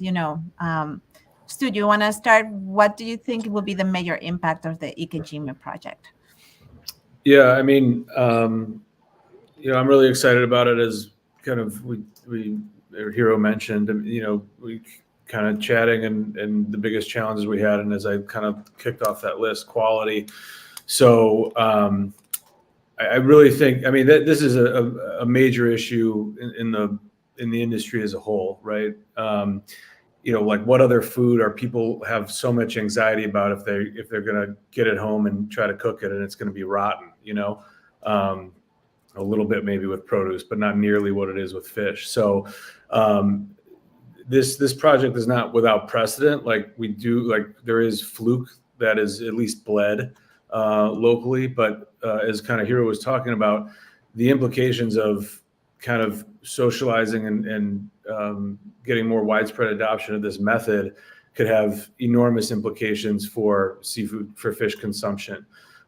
Basically, if fish is handled this way, you're getting a shelf life of 2 weeks or even more. So you're basically bringing you're bringing fish on par with chicken or beef in terms of shelf stability, which is massive. Yeah, I think that's really the big ticket. And then when that happens, I think some of the challenges that consumers have, or the fears, or that those can kind of go away, assuming that we can get this in a way that becomes not just kind of for the ultra high end of the market, which is kind of more of our domain, but more down the line. Thank you, Stu. What about you, Rachel? What do you think will be the main impact of the major impact of the laser scarecrow, if it works? But we hope it works. Well, I think the wonderful thing is we demonstrated that it survived the summer out in the marine environment, which is always, you're never sure if gear will survive in the saltwater environment. So it was wonderful that it did survive. A number of farms up and down the coast have made this switch to floating gear, which has been such a beneficial switch. It grows a wonderful oyster. It allows for some drying. It increases the quality of the product, many people think, and it opens up all these new farming locations that are away from that intertidal conflict with people. And so the concern up and down the coast of roosting birds on gear could just kind of eliminate all the benefits of the floating gear. So if we could find a solution to keep these roosting birds off the gear and allow our farmers to continue to use this incredibly beneficial type of gear, it keeps that whole side of the industry open. Thank you, Rachel. I think we're running out of time. Do we have time for just one more comment I just want to make is, in addition to, if we can implement this and more widespread this ikejime, not only does that like I said, for the adoption and kind of consumer kind of use, but also for the fishermen, particularly in a situation where we are here, where regulations and fishery management is getting tighter and tighter, and they're really able to catch less and less. This is a way to increase the value of their catch. So there could be pretty significant benefits there, which we do see again with some species like fish or fluke. So we're not reinventing the wheel, but increasing the species and the opportunities there, I think, could be a big benefit as well. Thank you, Stu. Well, I think this is it for us today.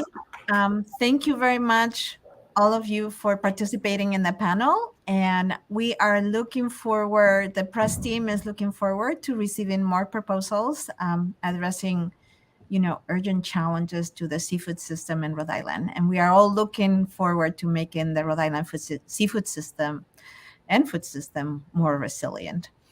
Thank you again, and have a great day. Catherine, back to you. Thank you, Marta, and to all our panelists for sharing more about your work. The press initiative is really exciting because, from my perspective, it brings industry and academia together, and that's where the magic happens. So I'm very excited to learn how these projects progress.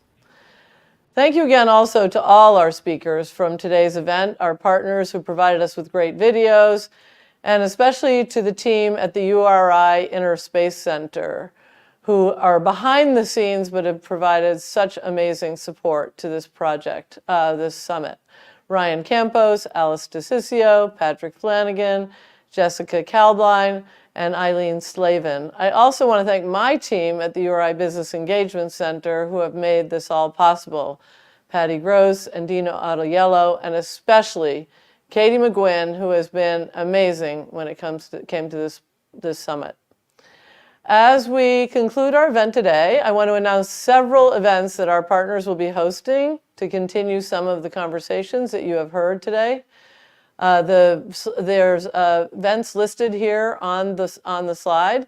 First, the Rhode Island Food Policy Council is hosting a virtual event on January 23rd from 12 to 1:30 to introduce their 2024 Rhode Island Food System Fact Book and to discuss how research can contribute to a more equitable and sustainable food system. We also have Eating with the Ecosystem, who's going to be hosting a series of events.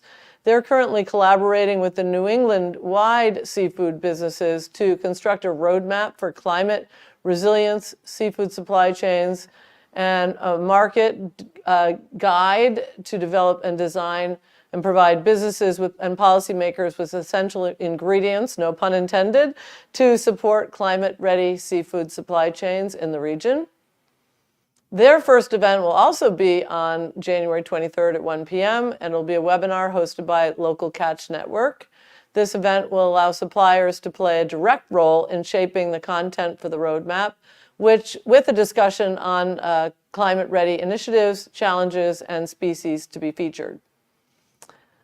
Their next event will take place on March 1st at 2:45, which will be a panel discussion at the main Fishermen's Forum, which spotlights 3 New England seafood businesses as they share their industry resilience strategies, challenges, and exciting climate winner species to diverse audiences. Their third event will be a working session held in conjunction with the North American Seafood Expo in Boston on March 11th. This will be an in-depth discussion to build content for the roadmap alongside 10 to 15 representatives of seafood businesses across New England. And lastly, Ocean Hour Farm, who you saw earlier, has partnered with the URI Business Engagement Center to offer a tour of the farm on June 7th from 10 to noon. Learn more about whole systems and the mission of Ocean Hour Farm as they explore this Newport landscape and beginning of its transition to regenerative agriculture. Space on this is limited to 20 people, so you'll want to register fast. You can find all of this information by visiting our website, currently shown on your screen. I'm looking forward to seeing many of you for the in-person networking event, if I'm still standing, tonight at 5 p.m. I will be standing, I'm teasing, at the Narragansett Brewery. We hope that you'll join us for one or all of those events, and please visit our website to register for these events and learn more. As a reminder, the Food Summit has been recorded and will be posted on our Food Center website shortly. We invite you to follow up with us on Twitter at URI_BEC or LinkedIn to get more news and updates from the Business Engagement Center, URI, and the Food Center. Thank you all for attending the 2024 Rhode Island Food System Summit. We hope you will join us for one of the many follow-up events, and we'll see you soon. Thank you.